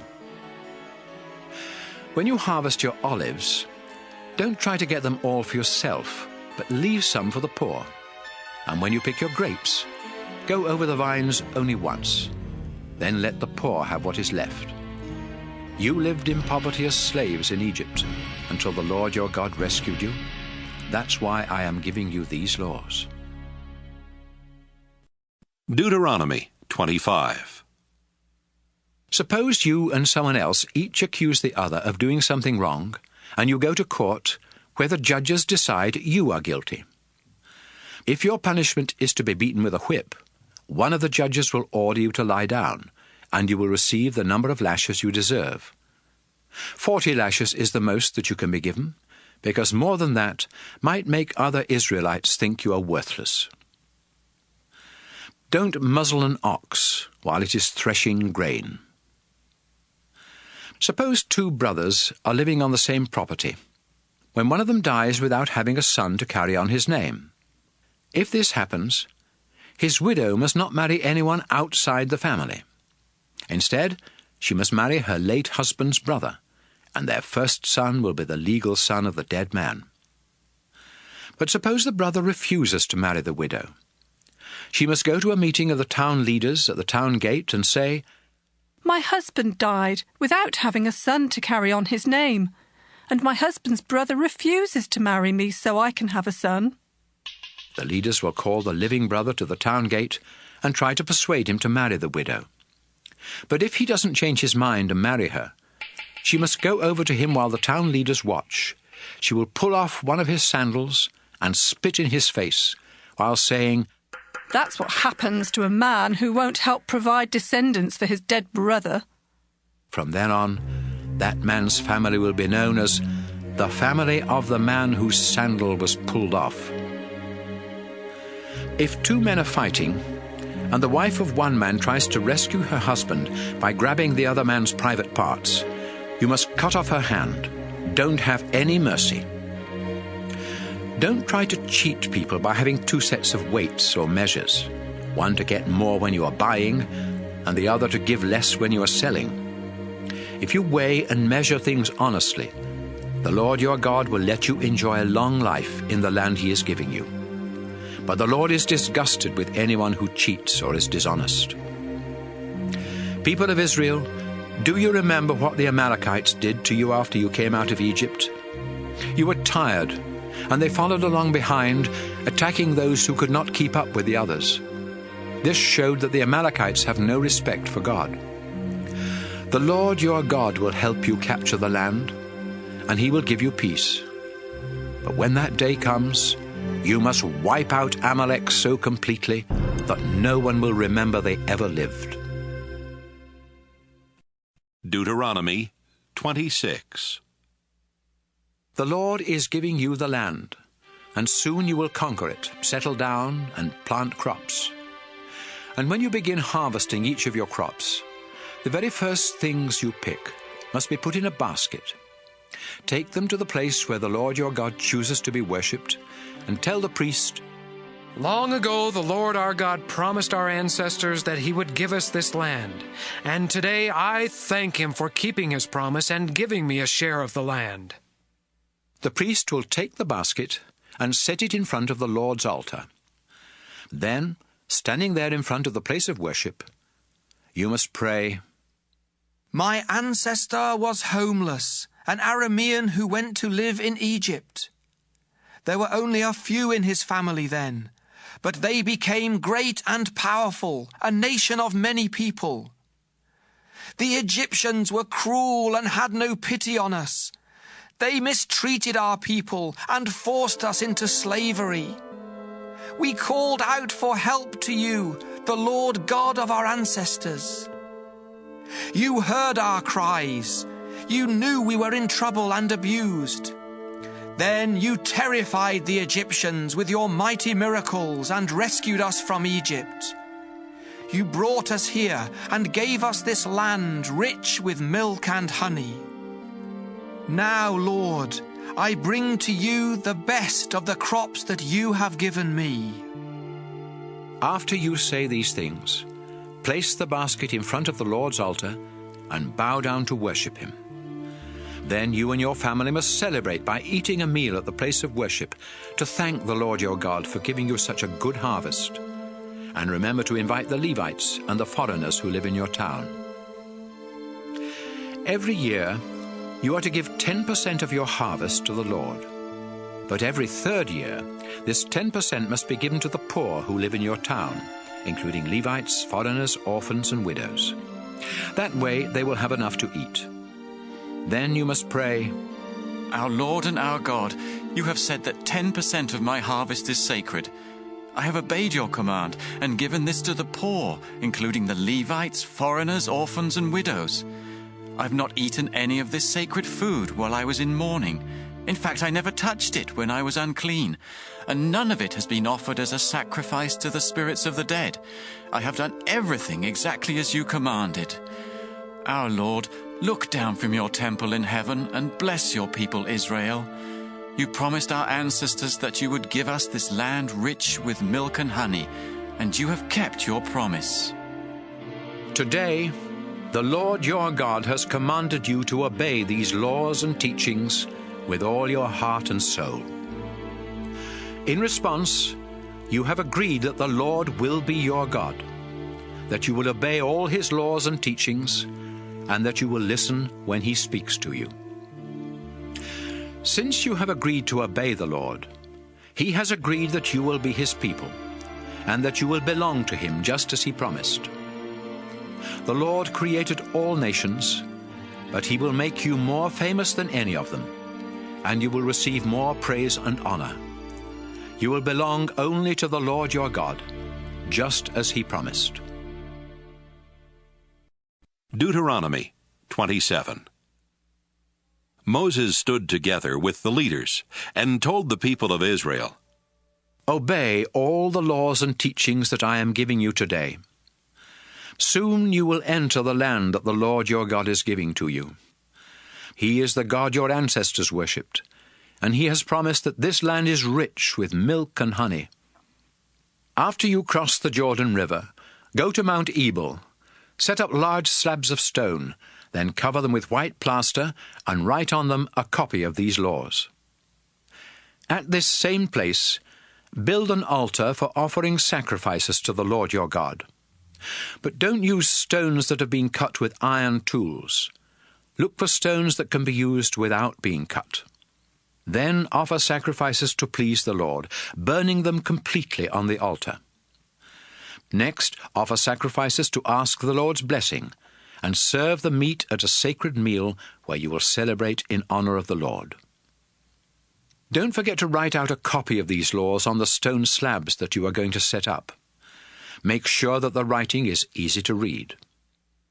Moses stood together with the priests and said, Israel, be quiet and listen to me. Today you have become the people of the Lord your God. So you must obey his laws and teachings that I am giving you. That same day, Moses gave them the following instructions. After you cross the Jordan River, you will go to Mount Gerizim and Mount Ebal. The tribes of Simeon, Levi, Judah, Issachar, Ephraim, Manasseh, and Benjamin will go up on Mount Gerizim, where they will bless the people of Israel. The tribes of Reuben, Gad, Asher, Zebulun, Dan, and Naphtali will go up on Mount Ebal, where they will agree to the curses. The people of the Levi tribe will speak each curse in a loud voice. Then the rest of the people will agree to that curse by saying, Amen. Here are the curses. We ask the Lord to put a curse on anyone who makes an idol or worships idols, even secretly. The Lord is disgusted with idols. We ask the Lord to put a curse on all who do not show respect for their father and mother. We ask the Lord to put a curse on anyone who moves the rocks that mark property lines. We ask the Lord to put a curse on anyone who tells blind people to go the wrong way. We ask the Lord to put a curse on anyone who keeps the poor from getting justice, whether these poor are foreigners, widows, or orphans. We ask the Lord to put a curse on any man who sleeps with his father's wife. That man has shown no respect for his father's marriage. We ask the Lord to put a curse on anyone who has sex with an animal. We ask the Lord to put a curse on any man who sleeps with his sister or his half-sister or his mother-in-law. We ask the Lord to put a curse on anyone who commits murder, even when there are no witnesses to the crime. We ask the Lord to put a curse on anyone who accepts money to murder an innocent victim. We ask the Lord to put a curse on anyone who refuses to obey his laws. And so to each of these curses, the people will answer, Amen. Deuteronomy 28. Today I am giving you the laws and teachings of the Lord your God. Always obey them, and the Lord will make Israel the most famous and important nation on earth, and he will bless you in many ways. The Lord will make your businesses and your farms successful. You will have many children. You will harvest large crops, and your herds of cattle and flocks of sheep and goats will produce many young. You will have plenty of bread to eat. The Lord will make you successful in your daily work. The Lord will help you defeat your enemies and make them scatter in all directions. The Lord your God is giving you the land, and he will make sure you are successful in everything you do. Your harvests will be so large that your storehouses will be full. If you follow and obey the Lord, he will make you his own special people, just as he promised. Then everyone on earth will know that you belong to the Lord, and they will be afraid of you. The Lord will give you a lot of children, and make sure that your animals give birth to many young.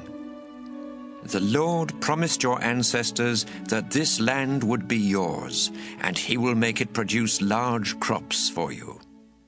The Lord will open the storehouses of the skies, where he keeps the rain, and he will send rain on your land at just the right times.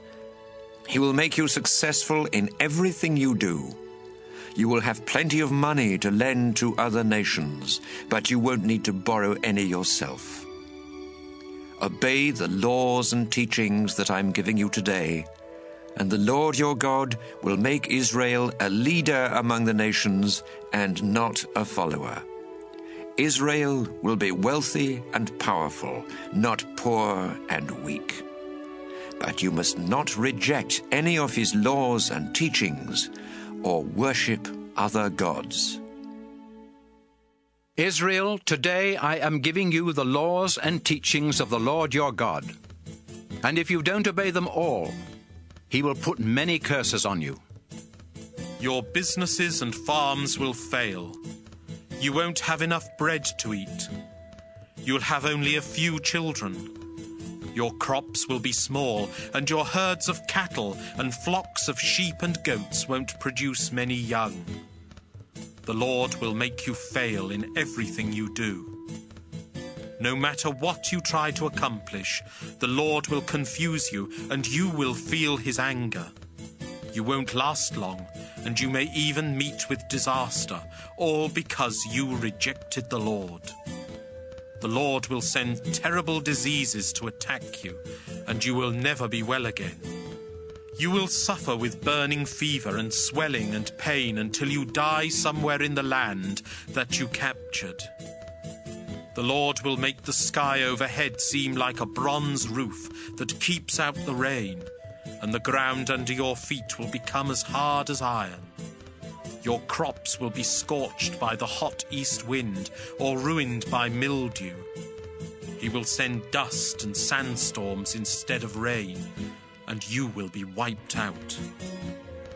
The Lord will let you be defeated by your enemies, and you will scatter in all directions. You will be a horrible sight for the other nations to see, and no one will disturb the birds and wild animals while they eat your dead bodies. The Lord will make you suffer with diseases that will cause oozing sores or crusty, itchy patches on your skin, or boils like the ones that are common in Egypt. And there will be no cure for you. You will become insane and go blind.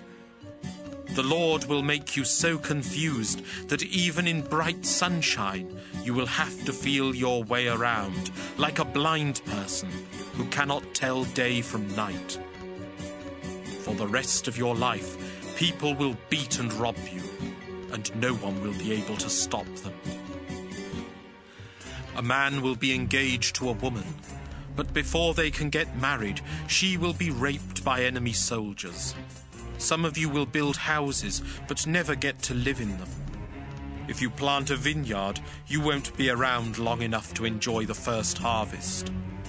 Your cattle will be killed while you watch, but you won't get to eat any of the meat. Your donkeys and sheep will be stolen from you, and no one will be around to force your enemies to give them back. Your sons and daughters will be dragged off to a foreign country, while you stand there helpless. And even if you watch for them until you go blind, you will never see them again.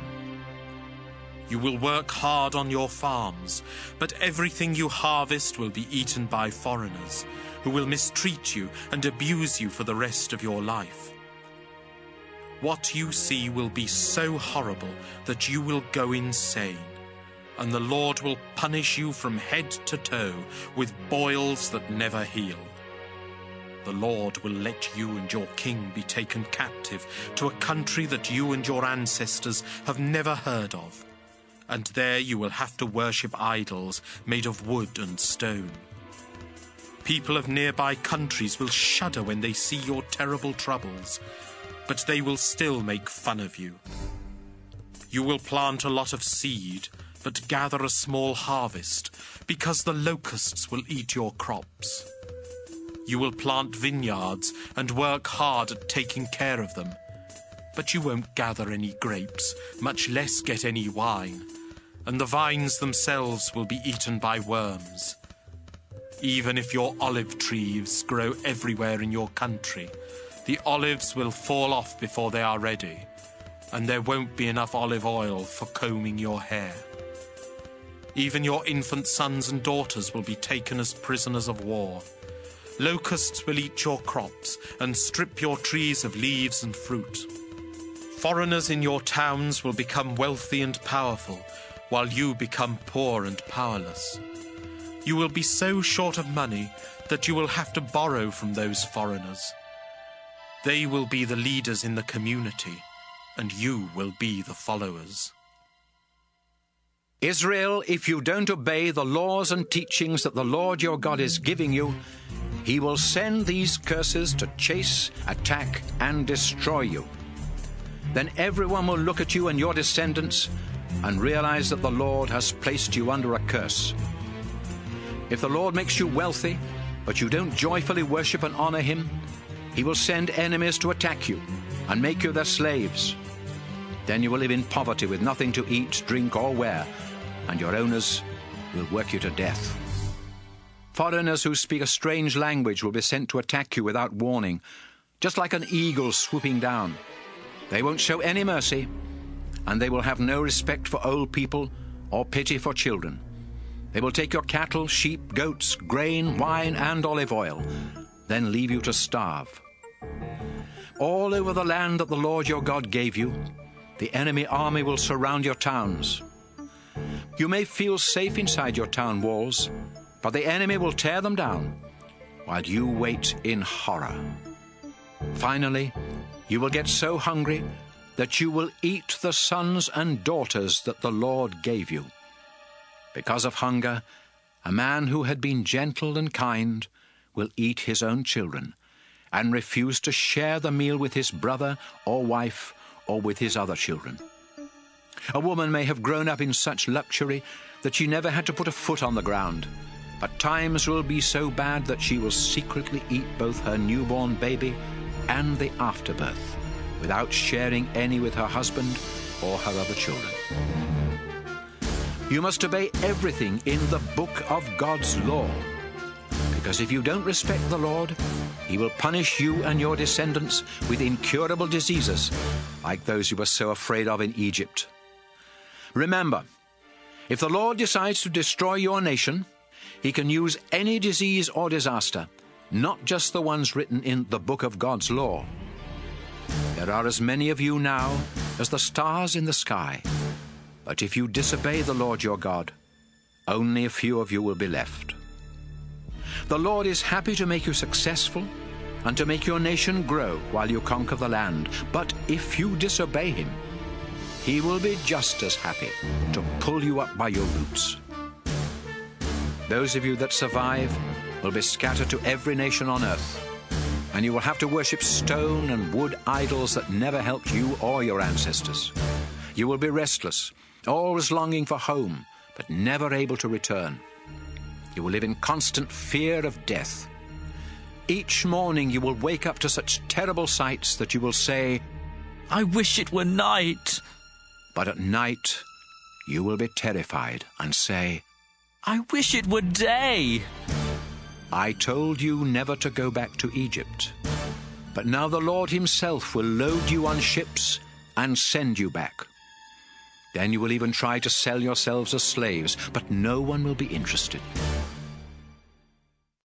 Deuteronomy 29. So Moses finished telling the Israelites what they had to do in order to keep the agreement the Lord was making with them in Moab. which was in addition to the one the Lord had made with them at Mount Sinai. Moses called the nation of Israel together and told them, When you were in Egypt, you saw the Lord perform great miracles that caused trouble for the king, his officials, and everyone else in the country. He has even told you, for 40 years I, the Lord, led you through the desert, but your clothes and your sandals didn't wear out, and I gave you special food. I did these things so you would realize that I am your God. But the Lord must give you a change of heart before you truly understand what you have seen and heard. When we first camped here, King Sihon of Heshbon and King Og of Bashan attacked, but we defeated them. Then we captured their land and divided it among the tribes of Reuben, Gad, and East Manasseh. Israel, the Lord has made an agreement with you, and if you keep your part, you will be successful in everything you do.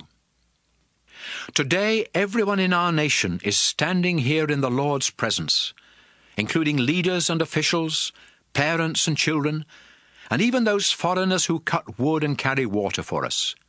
We are at this place of worship to promise that we will keep our part of the agreement with the Lord our God. In this agreement, the Lord promised that you would be his people, and that he would be your God. He first made this promise to your ancestors Abraham, Isaac, and Jacob, and today the Lord is making this same promise to you.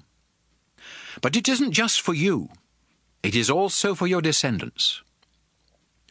When we lived in Egypt, you saw the Egyptians worship disgusting idols of wood, stone, silver, and gold. Then as we traveled through other nations, you saw those people worship other disgusting idols. So make sure that everyone in your tribe remains faithful to the Lord and never starts worshipping gods of other nations. If even one of you worships idols, you will be like the root of a plant that produces bitter, poisonous fruit. You may be an Israelite and know all about the Lord's agreement with us, but he won't bless you if you rebel against him. You may think you can get away with it, but you will cause the rest of Israel to be punished along with you. The Lord will be furious, and instead of forgiving you, he will separate you from the other tribes. Then he will destroy you by piling on you all the curses in the book of God's law, and you will be forgotten forever. The Lord will strike your country with diseases and disasters. Your descendants and foreigners from distant countries will see that your land has become a scorching desert of salt and sulfur, where nothing is planted, nothing sprouts, and nothing grows. It will be as lifeless as the land around the cities of Sodom, Gomorrah, Admah, and Zeboim, after the Lord became angry and destroyed them. People from other nations will ask, "Why did the Lord destroy this country? Why was he so furious?" And they will be given this answer. Our ancestors worshipped the Lord, but after he brought them out of Egypt and made an agreement with them, they rejected the agreement and decided to worship gods that had never helped them. The Lord had forbidden Israel to worship these gods, and so he became furious and punished the land with all the curses in the book of God's law. Then he pulled up Israel by the roots and tossed them into a foreign country, where they still are today. The Lord our God hasn't explained the present or the future, but he has commanded us to obey the laws he gave to us and our descendants. Deuteronomy 30. I have told you everything the Lord your God will do for you. And I've also told you the curses he will put on you if you reject him. He will scatter you in faraway countries. But when you realize that he is punishing you, return to him with all your heart and soul, and start obeying the commands I have given to you today. Then he will stop punishing you and treat you with kindness. He may have scattered you to the farthest countries on earth, but he will bring you back to the land that had belonged to your ancestors, and make you even more successful and powerful than they ever were. You and your descendants are stubborn. But the Lord will make you willing to obey him and love him with all your heart and soul, and you will enjoy a long life. Then the Lord your God will remove the curses from you and put them on those enemies who hate and attack you. You will again obey the laws and teachings of the Lord, and he will bless you with many children, large herds and flocks, and abundant crops. The Lord will be happy to do good things for you, just as he did for your ancestors. But you must decide once and for all to worship him with all your heart and soul, and to obey everything in the book of God's law. You know God's laws, and it isn't impossible to obey them. His commands aren't in heaven, so you can't excuse yourselves by saying, "How can we obey the Lord's commands? They're in heaven, and no one can go up to get them, then bring them down and explain them to us." And you can't say, "How can we obey the Lord's commands? They're across the sea, and someone must go across, then bring them back and explain them to us."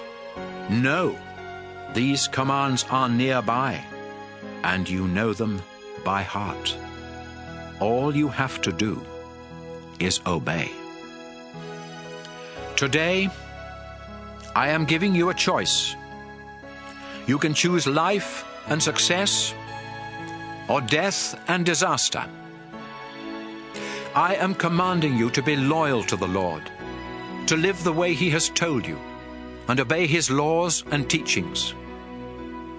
You are about to cross the Jordan River and take the land that he is giving you. If you obey him, you will live and become successful and powerful. On the other hand, you might choose to disobey the Lord and reject him. So I'm warning you that if you bow down and worship other gods, you won't have long to live. Right now I call the sky and the earth to be witnesses that I am offering you this choice. Will you choose for the Lord to make you prosperous and give you a long life? Or will he put you under a curse and kill you? Choose life. Be completely faithful to the Lord your God. Love him and do whatever he tells you. The Lord is the only one who can give life, and he will let you live a long time in the land that he promised to your ancestors Abraham, Isaac, and Jacob. Deuteronomy 31. Moses again spoke to the whole nation of Israel. I am 120 years old, and I am no longer able to be your leader. And besides that, the Lord your God has told me that he won't let me cross the Jordan River. But he has promised that he and Joshua will lead you across the Jordan to attack the nations that live on the other side. The Lord will destroy those nations, just as he destroyed Sihon and Og, those two Amorite kings. Just remember, whenever you capture a place, kill everyone who lives there. Be brave and strong. Don't be afraid of the nations on the other side of the Jordan. The Lord your God will always be at your side, and he will never abandon you. Then Moses called Joshua up in front of the crowd and said, Joshua, be brave and strong as you lead these people into their land. The Lord made a promise long ago to Israel's ancestors that this land would someday belong to Israel. That time has now come, and you must divide up the land among the people. The Lord will lead you into the land. He will always be with you and help you, so don't ever be afraid of your enemies. Moses wrote down all of these laws and teachings and gave them to the priests and the leaders of Israel. The priests were from the Levite tribe, and they carried the sacred chest that belonged to the Lord. Moses told these priests and leaders, Each year the Israelites must come together to celebrate the festival of shelters at the place where the Lord chooses to be worshipped. You must read these laws and teachings to the people at the festival every 7th year, the year when loans do not need to be repaid. Everyone must come, men, women, children, and even the foreigners who live in your towns. And each new generation will listen and learn to worship the Lord their God with fear and trembling, and to do exactly what is said in God's law. The Lord told Moses, "You will soon die. So bring Joshua to the sacred tent, and I will appoint him the leader of Israel." Moses and Joshua went to the sacred tent, and the Lord appeared in a thick cloud right over the entrance to the tent.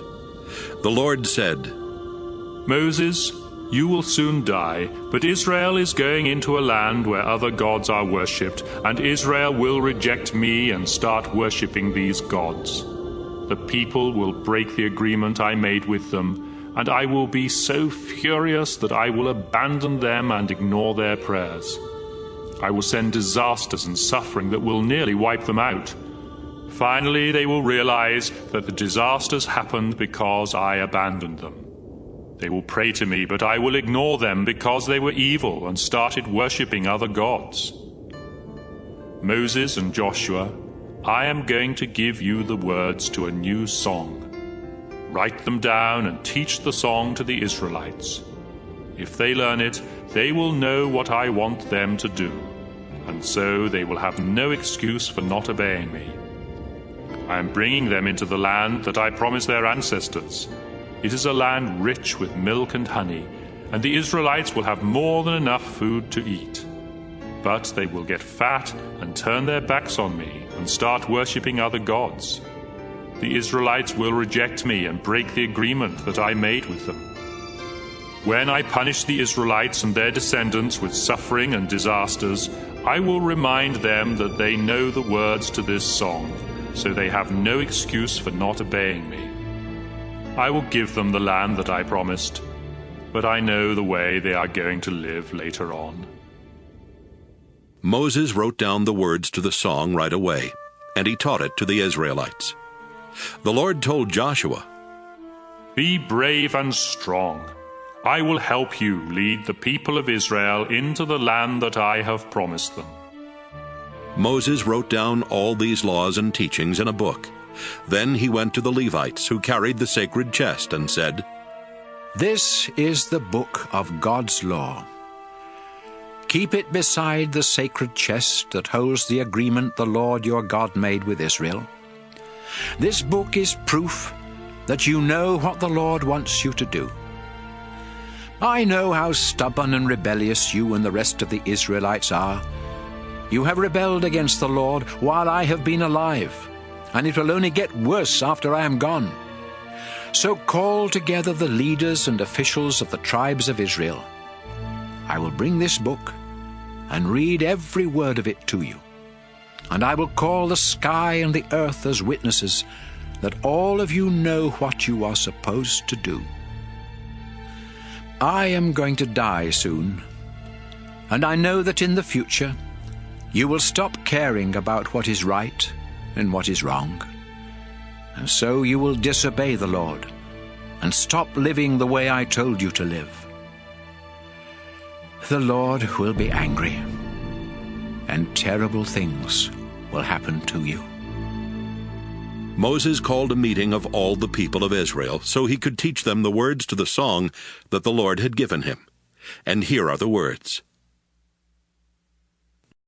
Deuteronomy 32. Earth and sky, listen to what I say. Israel, I will teach you.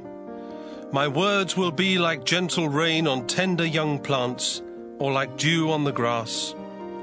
Join with me in praising the wonderful name of the Lord our God. The Lord is a mighty rock, and he never does wrong. God can always be trusted to bring justice. But you lie and cheat and are unfaithful to him. You have disgraced yourselves and are no longer worthy to be his children. Israel, the Lord is your Father, the one who created you. But you repaid him by being foolish. Think about past generations. Ask your parents or any of your elders. They will tell you that God Most High gave land to every nation. He assigned a guardian angel to each of them, but the Lord himself takes care of Israel. Israel, the Lord discovered you in a barren desert filled with howling winds. God became your fortress, protecting you as though you were his own eyes. The Lord was like an eagle teaching its young to fly, always ready to swoop down and catch them on its back. Israel, the Lord led you, and without the aid of a foreign god, he helped you capture the land. Your fields were rich with grain, olive trees grew in your stony soil, and honey was found among the rocks. Your flocks and herds produced milk and yogurt, and you got choice meat from your sheep and goats that grazed in Bashan. Your wheat was the finest, and you drank the best wine. Israel, you grew fat and rebelled against God your Creator. You rejected the mighty rock, your only place of safety. You made God jealous and angry by worshipping disgusting idols and foreign gods. You offered sacrifices to demons, those useless gods that never helped you, new gods that your ancestors never worshipped. You turned away from God, your Creator. You forgot the mighty rock, the source of your life. You were the Lord's children, but you made him angry.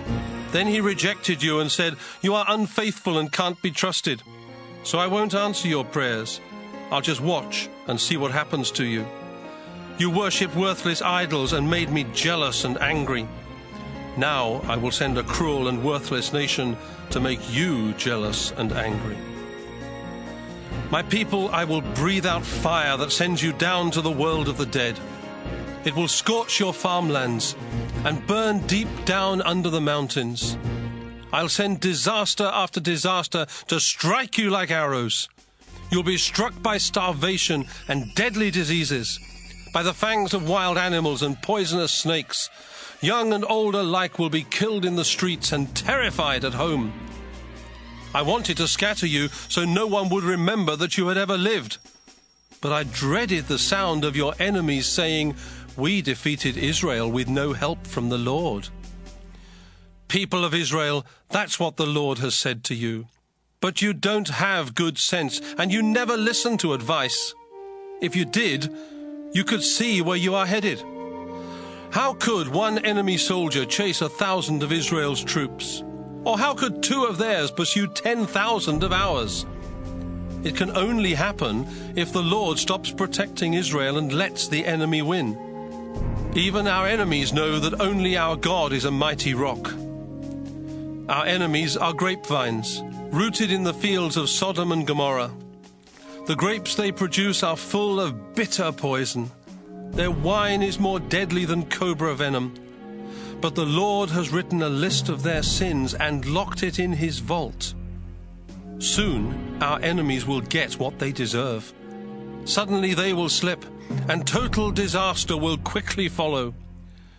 When only a few of the Lord's people remain, when their strength is gone and some of them are slaves, the Lord will feel sorry for them and give them justice. But first the Lord will say, "You ran for safety to other gods. Couldn't they help you? You offered them wine and your best sacrifices. Can't those gods help you now or give you protection? Don't you understand? I am the only God. There are no others. I am the one who takes life and gives it again. I punished you with suffering, but now I will heal you, and nothing can stop me. I make this solemn promise. Just as I live forever, I will take revenge on my hateful enemies.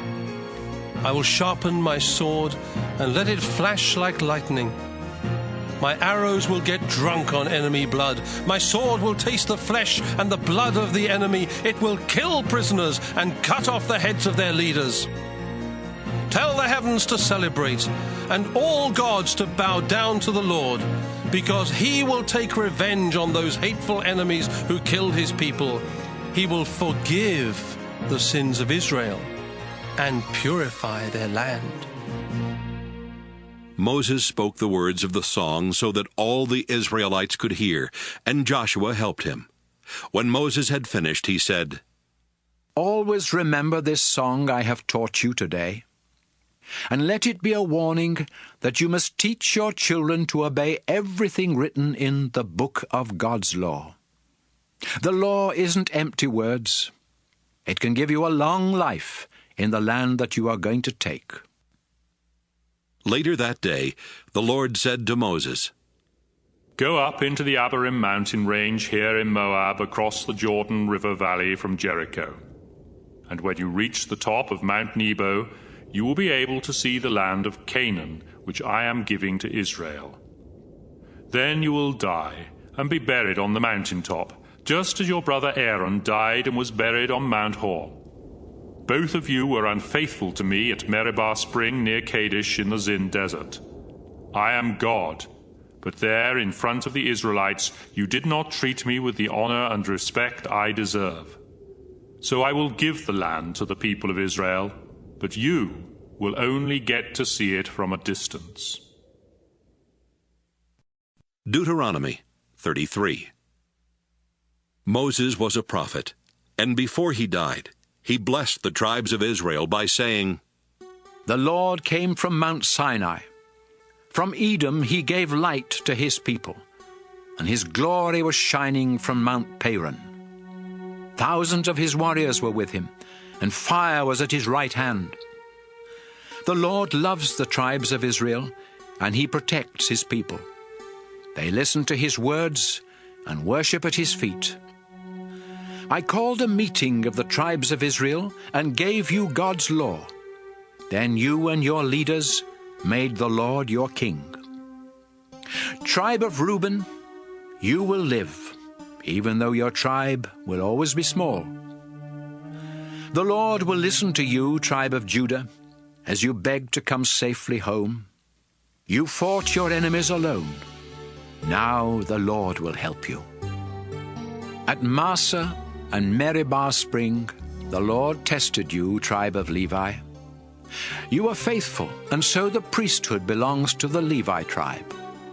Protecting Israel's agreement with the Lord was more important to you than the life of your father or mother, or brothers or sisters, or your own children. You teach God's laws to Israel, and at the place of worship you offer sacrifices and burn incense. I pray that the Lord will bless everything you do and make you strong enough to crush your enemies. The Lord Most High loves you, tribe of Benjamin. He will live among your hills and protect you. Descendants of Joseph, the Lord will bless you with precious water from deep wells and with dew from the sky. Month by month, your fruit will ripen in the sunshine. You will have a rich harvest from the slopes of the ancient hills. The Lord who appeared in the burning bush wants to give you the best the land can produce, and it will be a princely crown on Joseph's head. The armies of Ephraim and Manasseh are majestic and fierce like a bull or a wild ox. They will run their spears through faraway nations. Be happy, Zebulun, as your boats set sail. Be happy, Issachar, in your tents. The sea will make you wealthy, and from the sandy beach you will get treasure. So invite the other tribes to celebrate with you and offer sacrifices to God.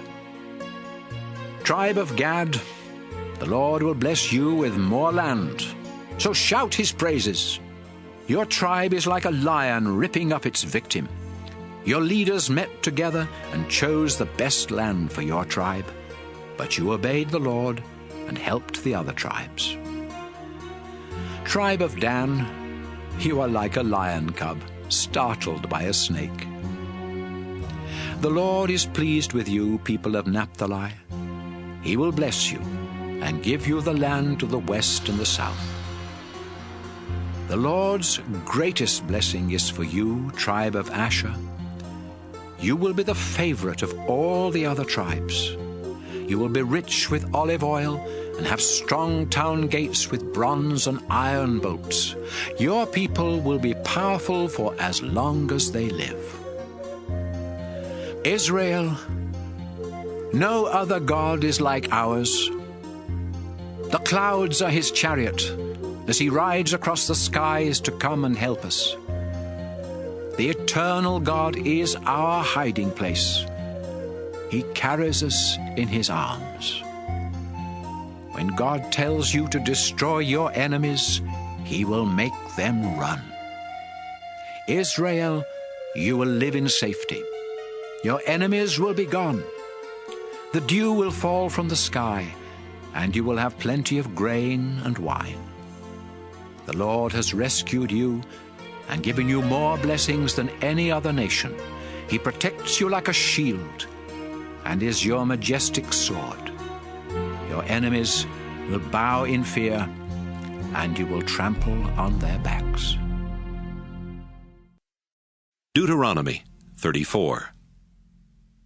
Sometime later, Moses left the lowlands of Moab. He went up Mount Pisgah to the peak of Mount Nebo, which is across the Jordan River from Jericho. The Lord showed him all the land as far north as Gilead and the town of Dan. He let Moses see the territories that would soon belong to the tribes of Naphtali, Ephraim, Manasseh, and Judah, as far west as the Mediterranean Sea. The Lord also showed him the land in the south, from the valley near the town of Jericho, known as the city of palm trees, down to the town of Zoar. The Lord said, Moses, this is the land I was talking about when I solemnly promised Abraham, Isaac, and Jacob that I would give land to their descendants. I have let you see it, but you will not cross the Jordan and go in. And so Moses, the Lord's servant, died there in Moab, just as the Lord had said. The Lord buried him in a valley near the town of Beth Peor, but even today no one knows exactly where. Moses was 120 years old when he died, yet his eyesight was still good, and his body was strong. The people of Israel stayed in the lowlands of Moab, where they mourned and grieved 30 days for Moses, as was their custom. Before Moses died, he had placed his hands on Joshua, and the Lord had given Joshua wisdom. The Israelites paid attention to what Joshua said, and obeyed the commands that the Lord had given Moses. There has never again been a prophet in Israel like Moses. The Lord spoke face to face with him, and sent him to perform powerful miracles in the presence of the king of Egypt and his entire nation. No one else has ever had the power to do such great things as Moses did for everyone to see.